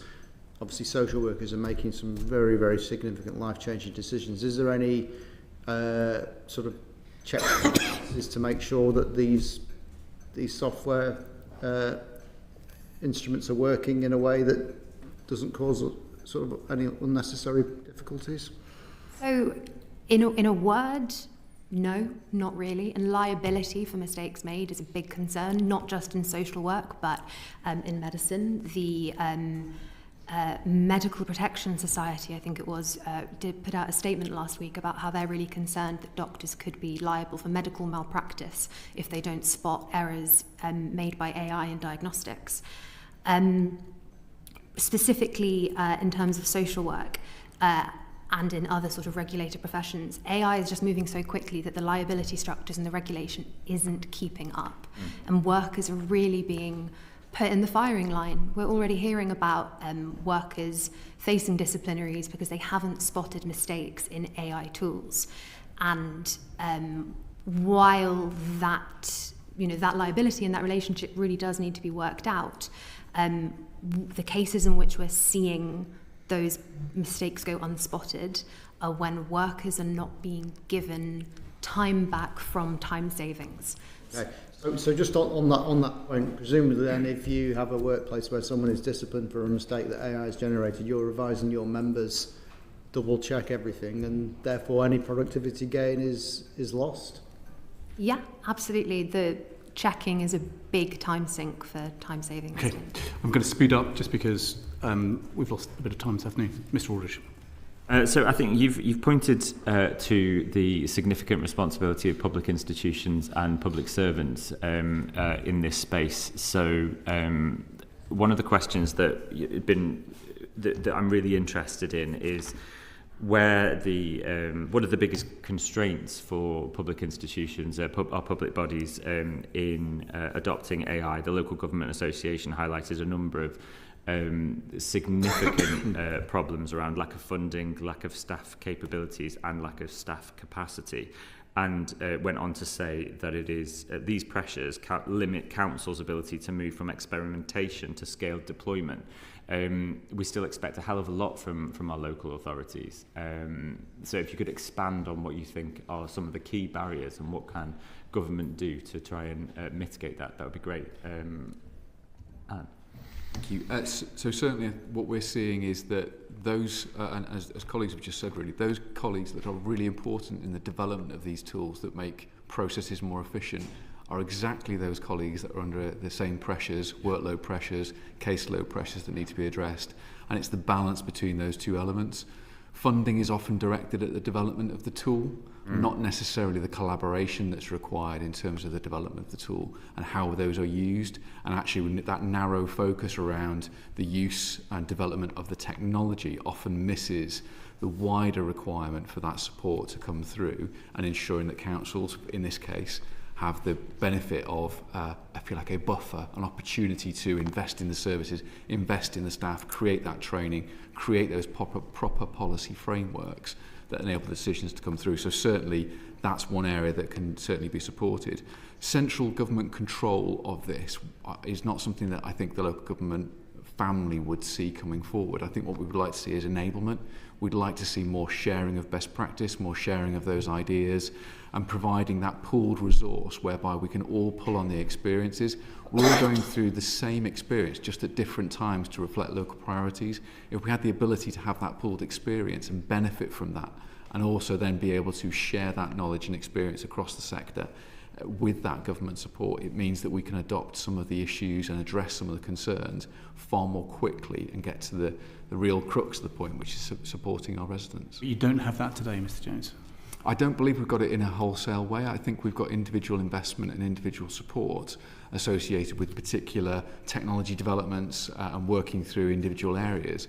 We don't have that widespread support of the technology of supporting councils to go through that level of change, and that's something I think that could be relevant, and we see that in a number of examples from the Local Government Association, and what's just been quoted is exactly a case in point. I think one of the key areas as well is that procurement rules, procurement guidance often focuses on the development and adoption of that particular activity, and it's very difficult in a standard traditional procurement model to anticipate what the technology will be used. I'm going to come back to procurement in a minute because that is so important. Yeah, I mean, I think there's a hell of a lot there, right? Do you think that there are there's about 19,000 elected councillors and then there's however many hundreds of thousands of people working in this. Are there enough leaders that are driving this? Because I think we could argue that the 650 MPs that we have here, we do not have the sufficient leadership and at scale that we need to drive some of these changes. So it's just, do you see the leadership within the sector, and is there anything that you'd recommend that we could do? I think absolutely we can see the leadership across the sector. Okay, we can see those areas whereby they're really utilising the use of the technology, again, to the benefit of the resident, and we can see those examples. It's just not widespread.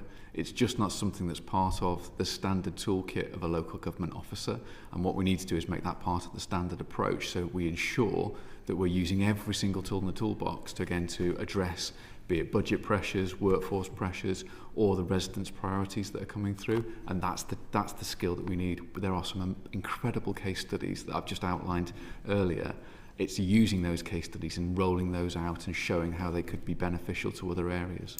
Thank you. And when it comes to NHS, I mean, one of the issues that I suppose the controversy around Palantir have been brought in to try and fix is that legacy technology, legacy data architecture.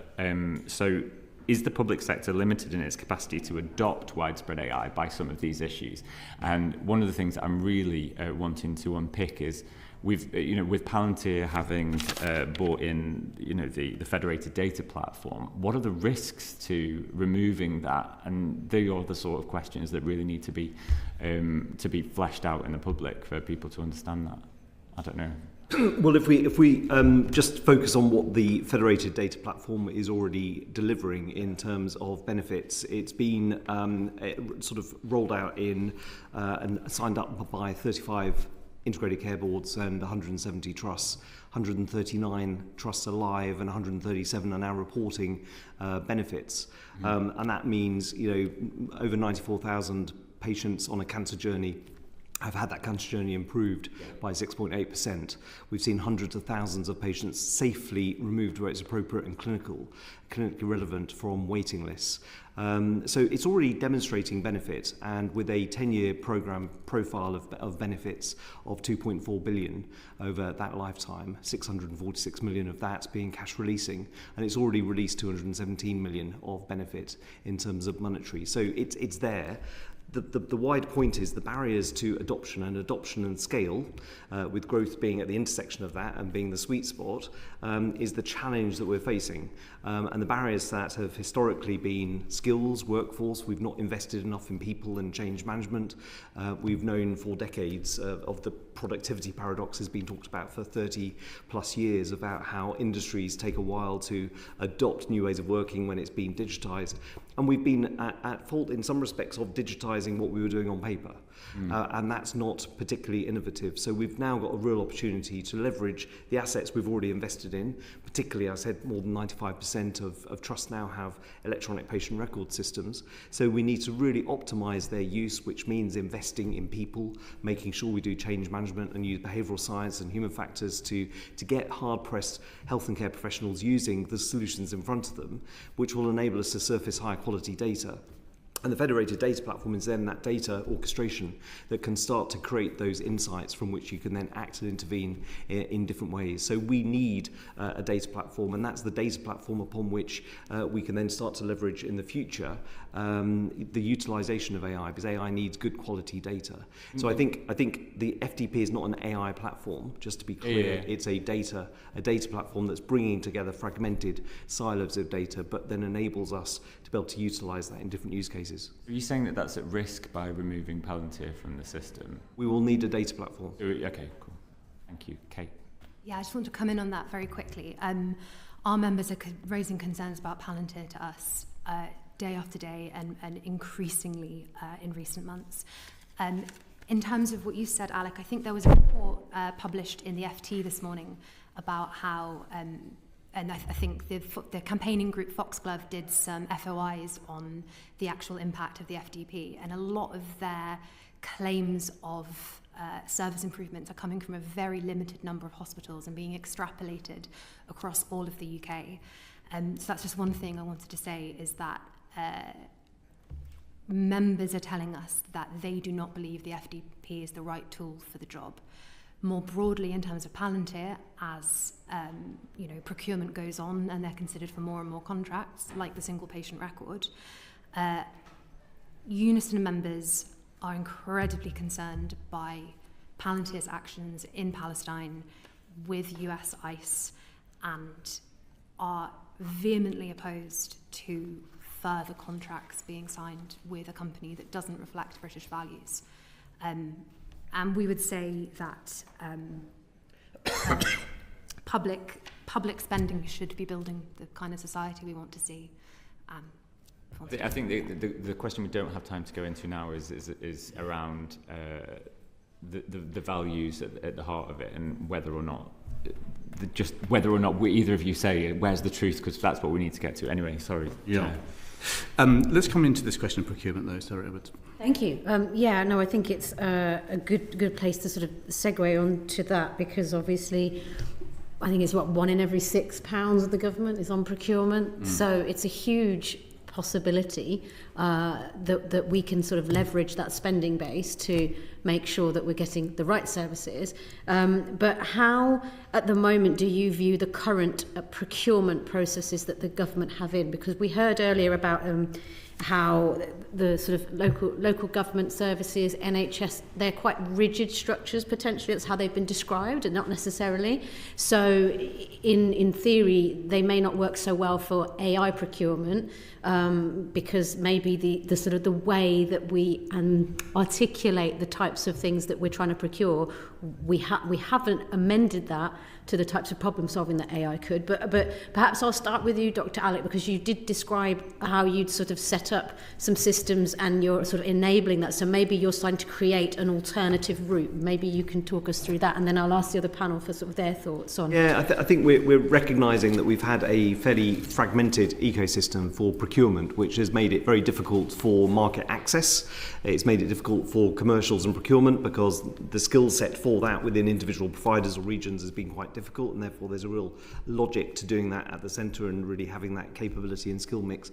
And that has led to the problem which, to a degree, Kate has just referred to, which is whatever the source and provenance of the data platform or any technology solution we're using, adoption and scale has been our challenge, and that's a global challenge. It's not just a UK challenge. So how do we really fundamentally do change management? So we're really grateful to the Treasury. We've had an uplift. There'll be announcements on that, but where we'll be really focusing over the next 4 years on change management, not just acquiring assets and technology. But I mentioned that the National Health Access Programme is very much about levelling up and trying to create a better playing field for market entry so that we can have really clear signals, demand signals around the problems we're trying to solve for the health and social care system.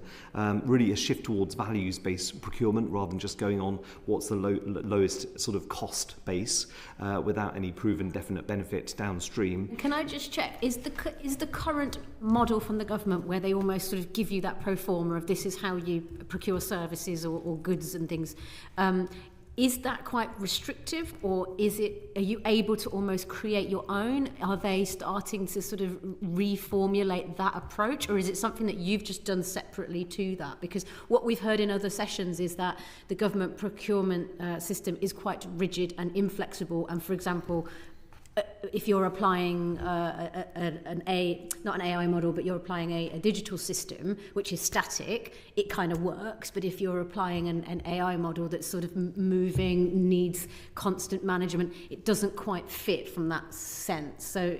Yeah, and I think this is creating a more fluid situation. I think historically it has been quite restricted. I think we've got now the initial findings from the National Commission on AI Regulation was published last week, and there's sort of 10-point plan around that, but that's very much looking at, and I think to the point around shared accountability, I think was being referenced around liability, that we need to be looking at manufacturers, looking at providers, as well as clinicians and regulators, so that we can have shared accountability across the life cycle. And it is a life cycle because we recognise what we're deploying today will materially change because that's the nature of AI. But very much we're looking at how we can level up and how we can create that growth market for market entry, but get commercials and procurement better towards values-based procurement so that we can get adoption and scale and deliver benefit. And I think the phrase we use is everything we do should be safe, assured and be delivering benefit. And that's very much the model registry we did for ambient voice technologies was very much about setting for the first time standards around what are the business capabilities in terms of ensuring clinical safety, data security, cyber security, compliance against standards, but also what are the benefits? Where's the evidence that the solutions that we're deploying has evidence that we can then scale up and get benefit for wider society? Great, thank you. And Alyn, how's it applying in your part of sort of local government? Do you feel like you have the ability to procure the types of services that you need? You've certainly mentioned and gave examples of how it's being used currently. So is there anything that you would change or improve on that? Or do you feel like actually you're being given some freedom to be able to pull in those sort of AI type tools and deploy them without too much of that friction? I think the flexibility is there within the procurement guidance, but I think historically local government and to a point today still is buying products It's not buying platforms. It's not buying the kind of integrated approach that's there. It's buying, there's a problem, we'll buy a solution to that. And I think we need to see a move away from that into more values-based procurement. Those partnerships, those platforms move us into that place. I think the challenge therein, though, is the measurable benefit. Often local government is judged upon, is the thing that it's replacing cheaper?